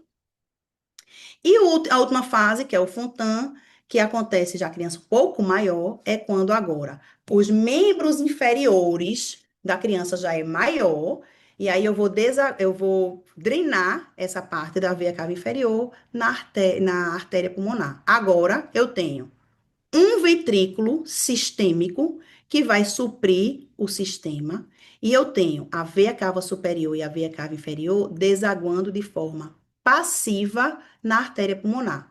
Então entendam que em uma única batida do ventrículo, o sangue ele vai ter que circular pelo sistema, vai passar pelas artérias, vai voltar pela veia e vai desaguar nas artérias pulmonar para serem oxigenados, certo? Por que que nessas duas situações o paciente se beneficia com ventilação espontânea? Porque, como eu falei a vocês, esse deságue é baseado num gradiente transpulmonar. Se eu coloco ventilação mecânica nesses pacientes com pressão inspiratória elevada, com PIP alta, aumenta a pressão dentro do tórax. Se aumenta a pressão dentro do tórax, aumenta a pressão dentro dos vasos pulmonares. Se aumenta a pressão dentro dos vasos pulmonares, essa pressão aqui ela vai estar elevada, nem o Glenn, nem o Fontan vai conseguir desaguar adequadamente esse volume, certo? Então, por isso que eu vou extubar essa criança assim que possível, certo? E aqui eu já vou esperar uma saturação um pouco maior, porque dentro do meu coração já não tem mais mistura de sangue, ok? Porque dentro do ventrículo esquerdo só tem agora sangue oxigenado, tá?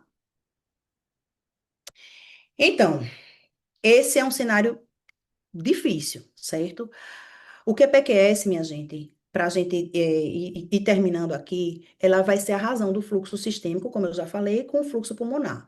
De uma forma geral, tudo que passaria pelo pulmão deveria passar pelo sistema, certo? O sangue vai ter que ser oxigenado e ir para o sistema para perfundir todos os órgãos. E por que que quando a gente recebe, às vezes a gente recebe um paciente assim, esse paciente é um ventrículo único, mas ele tá ótimo, tá saturando 90%. Você faz assim, será que tá ótimo mesmo? Vamos lá. O cálculo do QPQS, ele é baseado na fórmula de Fick, certo? Então, vai ser a relação da saturação arterial e venosa sistêmica sobre a saturação arterial e venosa pulmonar. Então, vamos lá nesse nosso paciente da atresia tricúspide. Vamos dizer que você faz, ai, não, eu vou botar oxigênio no meu paciente, que eu acho tão bonito, ele saturando 90, quando eu olho ali no monitor. Olha como é bonito. Vamos lá, ver como é bonito. A fórmula é essa, certo? A saturação arterial menos a saturação venosa sobre a saturação venosa pulmonar, menos a saturação arterial pulmonar. Sobre, né? Beleza, aí eu quero saturar, como eu disse a vocês, 90, porque é o que a gente acha bonito lá no monitor. Se eu estou saturando, eu quero que o meu paciente sature bem, o meu ventrículo direito, ele está saturando 90. O meu saturação arterial sistêmica, né? Está saturando 90. Se a saturação arterial sistêmica está saturando 90, a pulmonar também tá, porque eu tenho mistura de sangue, certo? Ó, pela pressão arterial. Isso antes do Blaylock, tá? Eu tô falando aqui do paciente da atresia tricúspide só para a gente entender o que é PQS, certo? O porquê que nessas crianças, principalmente, ventrículo único e que tem shunt intracardíaco, que a gente calcula esse QPQS, certo? Então, eu estou saturando, eu tenho a saturação da minha aorta de 90, eu tenho a saturação, se tem uma persistência do canal arterial ou um shunt intracardíaco, o sangue que passa pela pulmonar é o mesmo sangue que passa pela aorta. Logo, eles vão ter a mesma saturação, certo? Ok. Pressupondo que meu pulmão está fazendo as trocas gasosas de forma adequada, que eu tô ventilando ele, coloquei saturação, FiO2 lá, 90%, então ele volta, a minha veia pulmonar tem uma saturação de oxigênio de 100%, ok? Ok. E a minha saturação venosa central, 65%. Colocando no cálculo, eu tenho um QPQS de 2,5 para 1. Isso quer dizer o quê? Que eu tenho 2,5 vezes mais fluxo para o pulmão do que para o sistema. E o que é que isso acontece? Se eu tenho 2,5 vezes mais fluxo para o pulmão do que para o sistema, eu tenho um roubo de fluxo para a minha circulação pulmonar. Isso vai diminuir a minha pressão diastólica, certo? Se eu diminuo a minha pressão diastólica, eu diminuo a minha pressão de perfusão coronariana. E isso vai causar isquemia. De quem? Do pobre, do único ventrículo que tá dando sustento para esse corpo todinho. Então, entendam que primeiro, o recém-nascido, ele satura 80 na barriga da mãe. Se ele não é cardiopata, assim que ele nascer, ele não precisa saturar 100%. Primeiro. E se ele é cardiopata, que tipo de cardiopatia é essa? Será que todo menino cardiopata tem que saturar 90%? Não precisa, por causa exatamente do balanço que é PQS. Ok? E aí, a gente vai saber que quando o QPQS ele for muito pequeno, isso quer dizer que o fluxo para o pulmão está muito pequeno. Isso acontece nas cardiopatias que diminui o fluxo para o pulmão. Por exemplo, estenose ou atresia pulmonar, atresia tricúspide, defeito do septo ventricular restritivo. E aí, essa criança, se eu não tenho fluxo para o pulmão, o sangue não é oxigenado, meu paciente ele é cianótico. Eu tenho menos risco, o menor risco de insuficiência cardíaca, certo? Quando? Porque o fluxo está indo para o sistema, ainda tem pressão de perfusão coronariana. Quando o fluxo ele é aumentado, eu tenho muito fluxo para o pulmão, ou seja, um shunt esquerda-direita, a criança vai ser menos cianótica, tem um maior risco de insuficiência cardíaca congestiva, porque eu tenho muito fluxo para o pulmão, certo? E tenho o maior risco de hipertensão pulmonar. Um fluxo pulmonar aumentado e sustentado vai aumentar, vai alterar a arquitetura da vasculatura pulmonar, que com o tempo vai fazer com que essa vasculatura pulmonar fique hipertensa. E aí o paciente vai ter hipertensão pulmonar, ok? Não são todas as cardiopatias de hiperfluxo pulmonar que causam hipertensão pulmonar, como a gente já tinha falado, a CIA raramente causa, mas o que causa a hipertensão pulmonar é essa perpetuação do hiperfluxo pulmonar que altera a arquitetura da artéria pulmonar, das artérias do pulmão, certo? Então, a anestesia nessa criança, a gente precisa o eco transtorácico, porque o transesofágico é muito difícil a gente ter um transdutor para transesofágico, né? Confirmar a permeabilidade desse shunt, porque nessas crianças que têm esse shunt, imagine, minha gente, dentro de um coração de uma criança de 3,5 kg, se tem um negócio desse, para esse tubinho de Goretex, ele obstruir, é muito fácil, certo? Então, ele pode confirmar a permeabilidade desse shunt, avaliar a função ventricular dessa criança, detectar possível trombose nesse shunt e avaliar o fluxo QPQS. Como é que está o fluxo pulmonar? Está conseguindo manter fluxo para o pulmão? Eu preciso monitorizar essa criança com oxímetro contínuo, como é uma criança, um RN, interessante que seja pré e pós-ductal, certo? Mas nesse caso a gente já não tem mais o ducto, né? Mas a gente precisa ter dois, pelo menos dois oxímetros no RN. Monitorização básica. É importante que a gente tenha um acesso venoso central nessa criança para a gente monitorizar ou monitorizar a PVC e ou, né, coletar a gasometria venosa mesmo. Às vezes, numa criança muito pequenininha, ou muito grave, a gente não consegue coletar a gasometria arterial. Eu tenho uma colega, a Rafaela Simões, ela fala muito isso, que às vezes o RN, ele é um órfão terapêutico. Às vezes a gente consegue fazer, só consegue fazer o que dá. E às vezes a gasometria que eu consigo naquela criança é venosa, não é arterial, certo? Nessas crianças muito pequenas, pelo amor de Deus. Ah, essa criança já tem o pique, eu preciso de um acesso venoso central.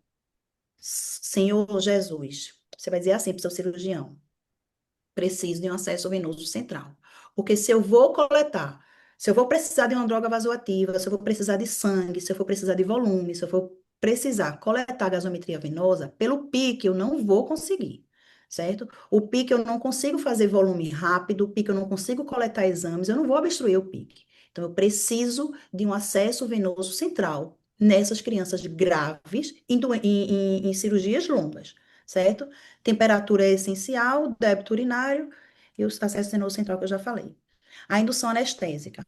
Então, de forma incremental, eu posso fazer inalatório ou venoso. Vai ser difícil anestesiar essa criança para todo mundo, certo? Vai ser difícil para todo mundo. Chama ajuda, não anestesia de recém-nascido. O ideal é que seja com dois anestesistas. Tô acabando, eu prometo.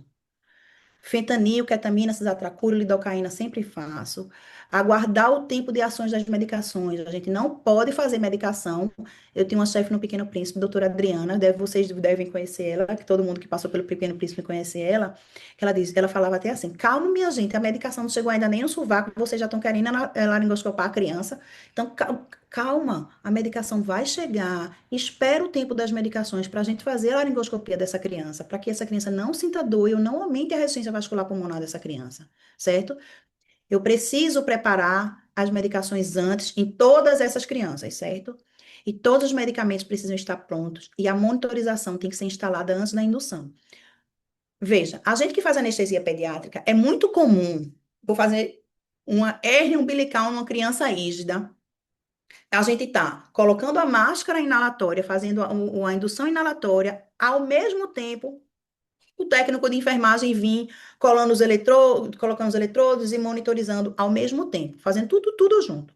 Na criança cardiopata, isso não se aplica. Criança cardiopata, eu primeiro preciso monitorizar, conhecer como é a frequência cardíaca dessa criança, antes de eu colocar assim o ar comprimido a 5 metros dele. Como é a saturação dele? Qual é a pressão dele? Qual é a frequência cardíaca dele? Eu tenho isso na minha mão, isso está informado, tá? Do meu lado estão todas as minhas drogas que eu preciso para aquela cardiopatia. Estão. Pronto. Eu agora posso iniciar a indução. Então, a monitorização deve ser instalada antes da indução, em toda criança cardiopata, certo? Evitar nessas crianças o propofol, porque ele vai fazer vasodilatação, e aí eu vou favorecer o fluxo daquele shunt para o sistema. Benzodiazepínico em altas doses também eu devo evitar, e eu não vou apertar. Olha, minha gente. E quem faz anestesia pediátrica tem essa dificuldade, às vezes, do cirurgião. Não vai tocar na criança antes dela estar induzida. Porque a criança, antes de estar induzida, ela pode estar em plano anestésico inadequado. E nesse momento que eu toco na criança, que eu estimulo essa criança, que ela sente dor, ou ela tem crise de hipertensão pulmonar, nessa criança que é RN, ela pode ter hipertensão pulmonar, porque ela vai retornar à circulação fetal. Numa criança maior, ela pode ter laringe e broncoespasmo. Agora, imagine uma criança cardiopata com um laringo e um broncoespasmo, porque o bendito do cirurgião não esperou tu induzir o paciente. Então, eu digo assim, senhor cirurgião, a dar uma voltinha, quando eu induzir o paciente, você volta, certo? Para ele não ficar apertando a barriga do seu paciente. A gente já sabe que essa é uma criança que é muito difícil de manter o QPQS e os procedimentos vão ser apenas em casos inadiáveis, tá? E aqui, os objetivos hemodinâmicos para essa criança cardiopata vai ser a resistência vascular pulmonar, vai ser uma resistência permissiva, certo? Hipercapnia, desculpa, hipercapnia permissiva. Se eu baixar muito a resistência vascular pulmonar, eu vou favorecer hiperfluxo pulmonar, vai ter roubo de fluxo do sistema, então vai sofrer a minha coronária, as minhas coronárias e o meu miocárdio. A resistência vascular sistêmica eu tenho que manter normal, porque eu preciso garantir fluxo por esse shunt, porque senão o sangue ali, ele pode, se eu não tenho fluxo ali, eu posso fazer trombose. Pré-carga, manter adequada, exatamente para manter o débito pulmonar e sistêmico. Contratilidade adequado também para manter o fluxo por esse shunt. A saturação não é uma criança que precisa saturar 90, porque a gente já sabe o motivo. E o hematócrito, eu preciso manter o hematócrito do ideal para um pouco maior, para garantir o transporte de oxigênio, certo? O manejo anestésico, nada de diferente do que eu já tinha falado. Lembrar que nessas crianças a gente precisa, pode ser plausível monitorizar PVC, certo? Mas os demais, nada de diferente. E analgesia quadrado lombar bilateral, peridural caudal, peridural lombar, analgesia venosa. O que vocês souberem fazer, contanto que vocês façam algo de analgesia para essa criança. Ah, mas é rir no sentido ou não. Isso é um motivo, isso é cenas para os próximos capítulos, certo? Para a gente fechar, minha gente, vou deixar aqui para vocês os parâmetros que a gente viu no primeiro caso, que foi a CIA, no segundo caso, a tetralogia de Fallot, e no terceiro caso, a atresia tricúspide pós Blaylock, tá? Então, lembrar que a CIA é um shunt esquerda-direita, uma cardiopatia de hiperfluxo pulmonar, a tetralogia de Fallot é direita-esquerda, hipofluxo pulmonar, cardiopatia cianogênica, e a atresia tricúspide, uma circulação em paralelo, uma mistura de sangue, né? A resistência vascular pulmonar na CIA, a gente não pode diminuir a resistência vascular pulmonar na CIA. Na tetralogia de Fallot, eu não posso aumentar a resistência vascular pulmonar. E na atresia tricúspide, eu tenho que fazer uma hipercapnia permissiva para não ter roubo de fluxo do sistema. A resistência vascular sistêmica na CIA mantém o normal, a sistêmica na tetralogia de Fallot é elevada e na tetralogia, na atresia tricúspide, de normal a elevada. O ideal, a indução ideal é a indução que você sabe, certo? E a monitorização é a monitorização no que condiz o procedimento e o paciente. Lembrar que as complicações da CIA é insuficiência cardíaca por sobrecarga de volume, na tetralogia de Fallot, crises de hipercianose, e na atresia tricúspide, trombose do shunt e hipoxemia grave, certo? Isso aqui é só o resumo do que eu acabei de dizer. Eu trouxe isso aqui para vocês lembrarem que são 3 crianças cardiopatas, 3 idades diferentes, 3 formas de conduzir diferentes, ou seja, a gente precisa conhecer a fisiologia da cardiopatia, tá? Aqui eu não vou me atentar muito a isso pelo avançado horário, mas só para lembrar vocês, não achem, como eu já falei no começo, que toda criança cardiopata precisa de uma artéria, ou que só porque é uma cardiopatia leve não precisa de monitorização avançada. Isso vai muito de como a criança está, de qual procedimento que você vai fazer e do que é que você espera no decorrer dessa cirurgia, certo? Então, para finalizar, a gente precisa conhecer a fisiopatologia da cardiopatia. E aí, a partir daí, a gente vai organizar a nossa indução e manutenção anestésica. O equilíbrio hemodinâmico a gente precisa sempre ponderar para onde é que eu ando, para a diminuição da resistência vascular pulmonar, para o aumento da resistência vascular sistêmica, o que é que eu preciso fazer, de acordo com o que eu conheço da fisiopatologia. A monitorização, eu tenho que preparar a monitorização adequada para o caso do paciente. A técnica ela deve ser individualizada. Ah, eu induzo todo mundo dessa forma. Não dá, né? A gente não é uma receita de bolo, a gente não consegue fazer assim, muito menos. Ah, no meu paciente idoso, que ele fez 5 pontos de safena e trocou uma válvula, que era cardiopata, eu fiz assim, vou fazer assim nessa criança, pelo amor de Deus. Criança cardiopata é totalmente diferente de adulto cardiopata, certo? São cardiopatias diferentes, são perfis diferentes, são indivíduos diferentes, tá? E se preparar para as complicações. Se eu estou frente a uma cardiopatia cianogênica, qual é a principal complicação? Se eu estou frente a uma cardiopatia de hiperfluxo pulmonar, qual é a principal complicação? Certo? Minha gente, o conhecimento salva vidas. A gente está o tempo todo aprendendo. A gente sabe que na anestesia e na vida existem várias formas de fazer a mesma coisa, certo? Então, a anestesia segura para as crianças cardiopatas, ela requer um estudo contínuo, planejado, cuidadoso, e a tomada de decisão deve ser sempre baseada em evidências, certo? E o sucesso na anestesia para as crianças, de uma forma geral, não está em, eu tirei o meu paciente vivo da sala, eu sempre fiz assim, ele nem. A gente não quer isso, né, minha gente? Eu acho que o sucesso no paciente não é só a sobrevida, é a qualidade no cuidado, a comunicação compassiva com a família, o aprendizado que vai tornar a gente melhores anestesistas para os nossos próximos pacientes, certo? Então é isso. Eu espero ter dividido um pouquinho. Desculpem se eu falei rápido, se eu me enrolei em alguma coisa, mas se vocês tiveram alguma dúvida, podem me perguntar. Se eu souber, eu respondo. Se eu não souber, eu tenho quem saiba, peço ajuda.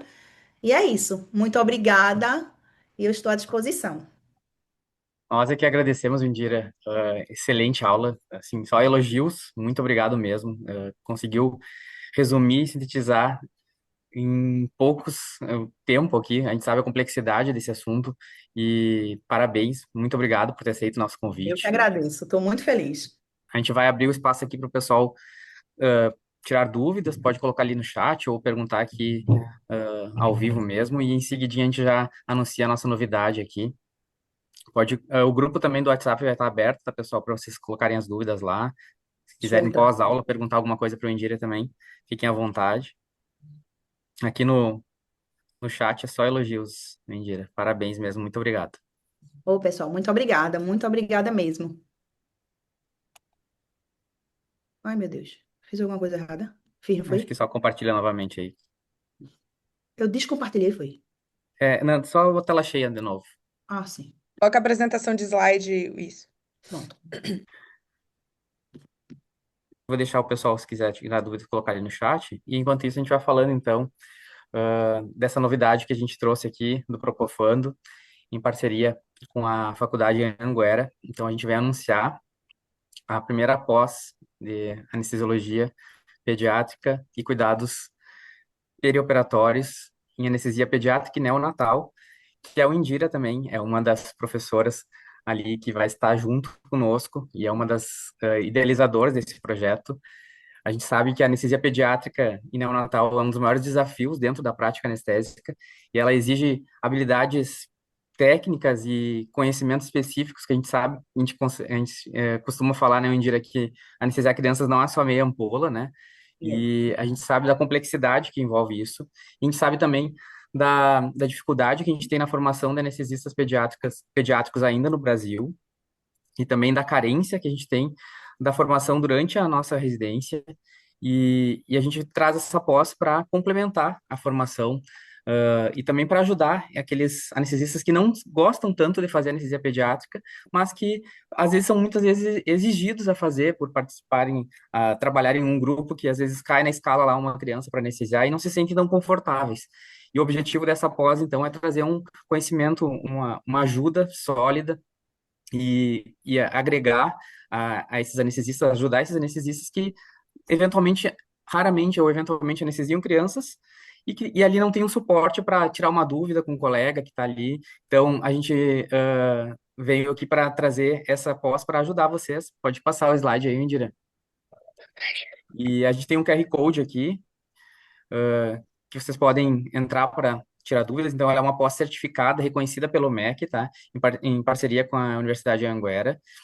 E a Carol vai conversar um pouquinho aqui, vai falar uma surpresa para quem ficou até o momento, até o final da aula aqui. Obrigado pela presença de todos também. A gente teve mais de 100 pessoas participando da aula durante 1 hora e meia, um dia estava excelente, tá?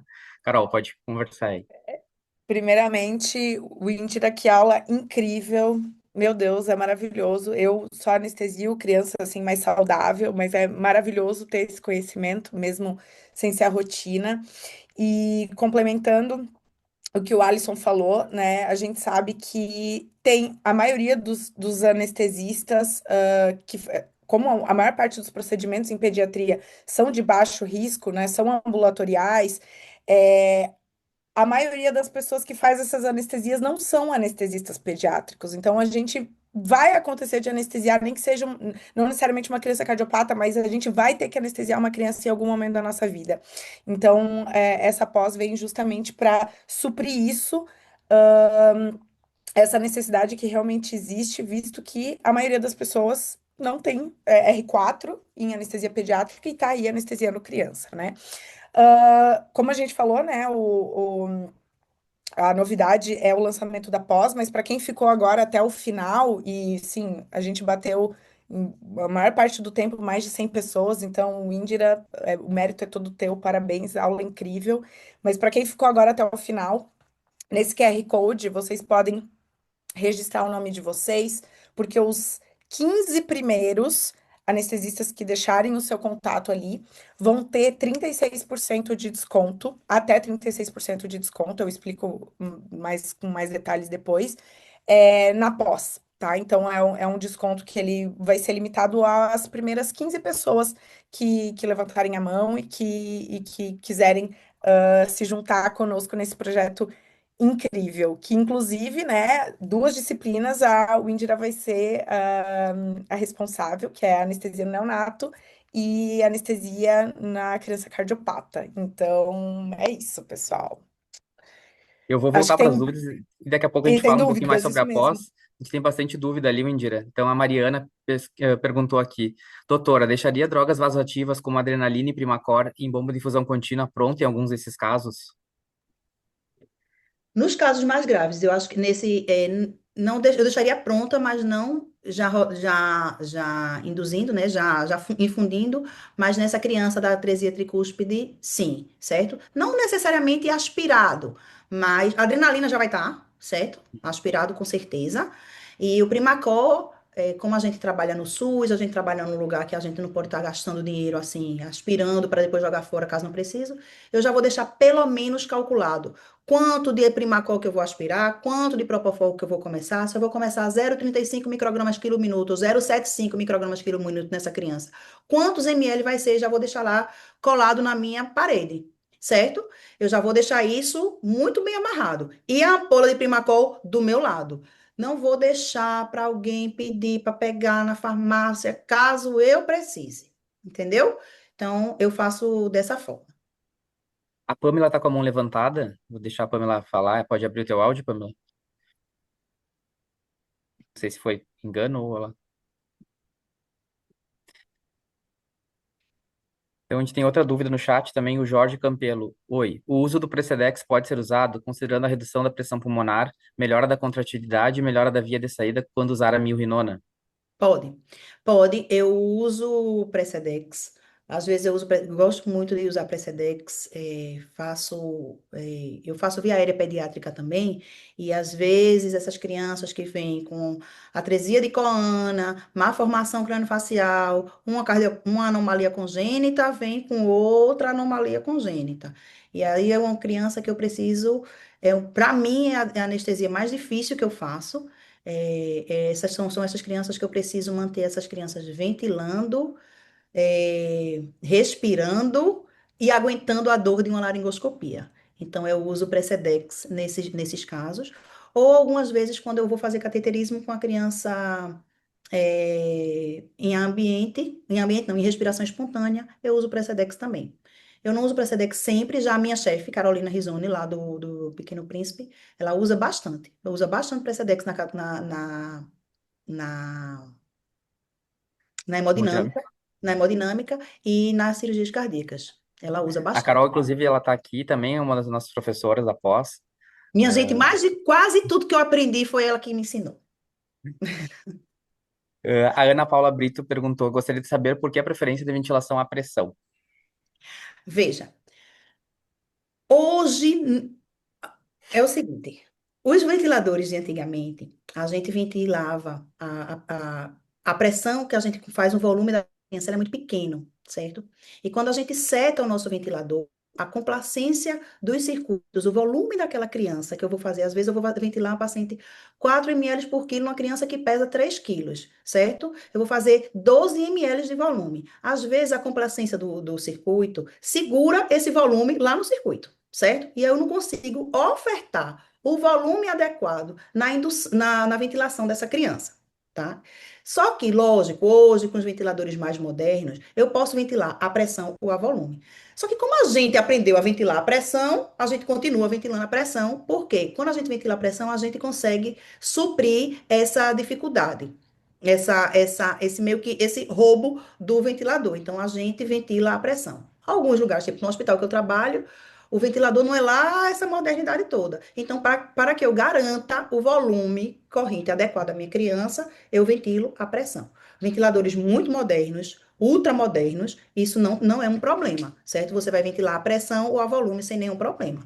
Mas eu prefiro ventilar a pressão por causa disso, certo? E as pessoas que fazem anestesia pediátrica aprenderam também nessa era dos ventiladores que não são tão modernos assim, né? E não trocaram todos os ventiladores ao mesmo tempo. Às vezes você está numa sala que o ventilador é moderno. Minha gente, desculpa, o meu paciente aqui atrás. Vocês ventilaram Tranquilo. você está numa sala que o ventilador é muito moderno e você depois está em outra sala que o ventilador não é tão moderno assim. Aí, para você ficar trocando de ventila a volume, ventila a pressão, ventila a volume, ventila a pressão. Meu amor, vai lá para fora já amanhã, tá? Minha gente, desculpa. Imagina.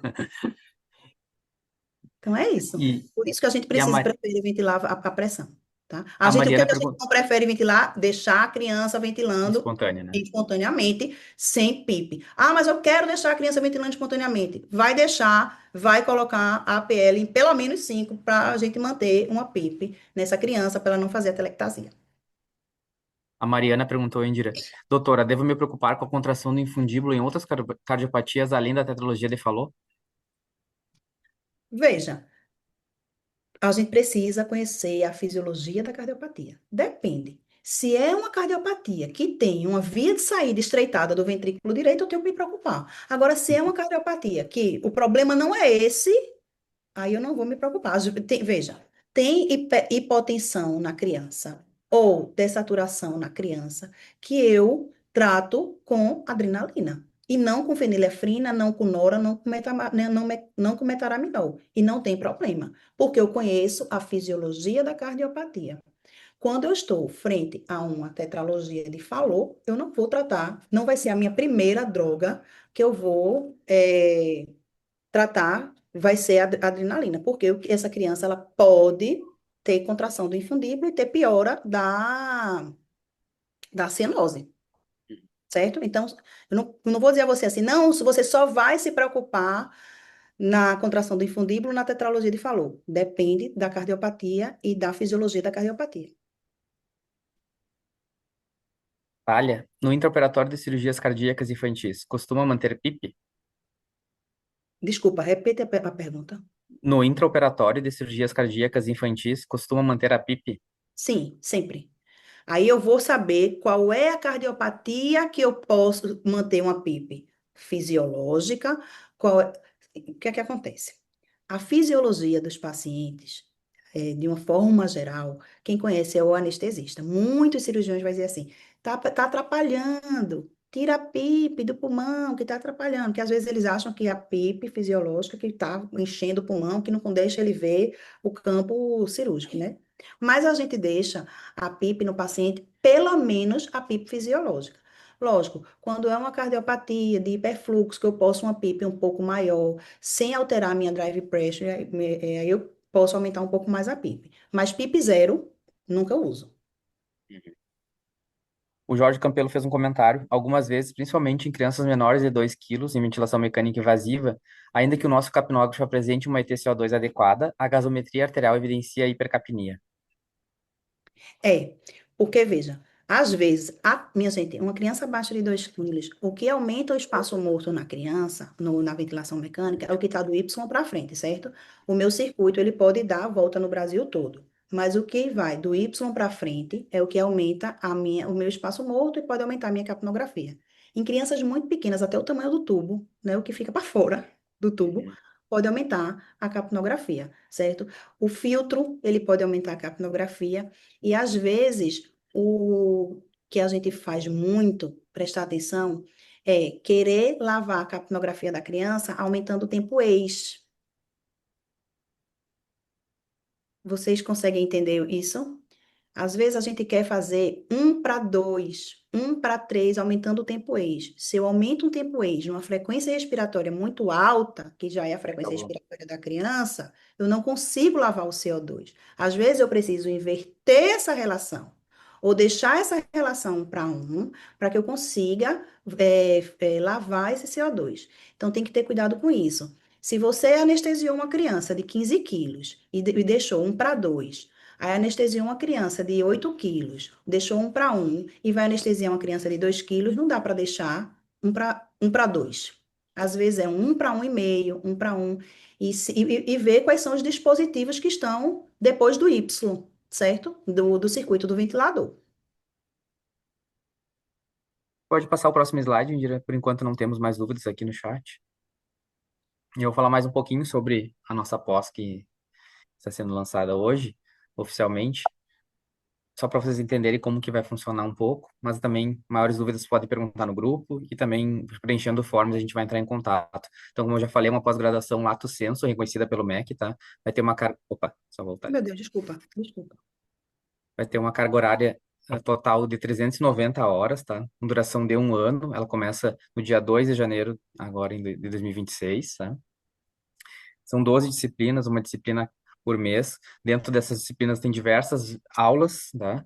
Aulas, videoaulas gravadas e aulas ao vivo, encontros ao vivo com os professores, que são professores anestesiologistas pediátricos do Brasil inteiro, então de grandes centros como o Hospital Pequeno Príncipe, o Hospital Sabará, o IMIP, gente que trabalha com anestesia pediátrica diariamente, que também vai estar junto num grupo de WhatsApp com todo mundo com todos os alunos da pós, disponível ali para ajudar nos casos diários também.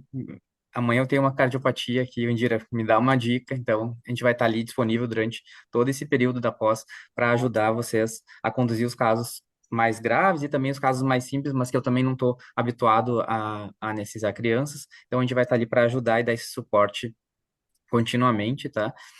E a gente agradece mais uma vez a presença de todos vocês aqui e convida vocês a conhecerem mais um pouco sobre a nossa pós e estarem juntos conosco no ano que vem, né? Durante 2026 ali, todo aprendendo um pouco mais e discutindo mais sobre anestesia pediátrica. Obrigado mais uma vez, Indira, pela excelente aula, tá? E a gente Eu que agradece muito. agradeço. Eu agradeço muito assim a oportunidade de estar falando sobre anestesia pediátrica e só falando, só para complementar e para dar tchau, a gente queria assim a gente só queria anestesiar os pacientes que a gente gosta, os pacientes que a gente tem vontade de estudar, mas a gente sabe que essa não é a realidade. Queria eu nunca mais utilizar entubar com tubo 8,5. Queria eu nunca mais pegar um cabo de laringo grande, só eu queria o cabo do laringo pequeno. Mas não é a realidade. Eu ainda faço assim, uns 2% de anestesia pediátrica, de anestesia adulto. Mas já que a gente precisa trabalhar com um público que às vezes não é o público que a gente tem tanto conhecimento, ou o público que a gente tem tanta segurança, que a gente pelo menos ofereça para os nossos pacientes o melhor que a gente pode. E o melhor que a gente pode é o nosso conhecimento. Né? O melhor que a gente pode é o nosso cuidado. E a gente só consegue cuidar de verdade quando a gente sabe o que a gente está fazendo. Né? E a gente só sabe o que a gente está fazendo se a gente aprender. Eu tenho muito que aprender ainda, né? Eu não tenho tanto tempo na estrada, mas quando a gente faz uma coisa que a gente gosta muito, a gente acaba aqui naquela história de hiperfoco, né? Eu acho que o meu hiperfoco hoje é anestesia, estudar e anestesiar crianças. E esse grupo de profissionais, de professores e de anestesistas que estão empenhados nisso, estão todos nesse hiperfoco, de não só estudar, mas como de repassar o conhecimento. Então, eu espero que vocês aproveitem, se dediquem a cuidar dos pacientes de vocês cada vez mais, tá? A gente conta com a presença de vocês. Obrigado, pessoal. Boa noite. Bom Boa descanso para todo noite. mundo aí. Tchauzinho. Tchau, tchau.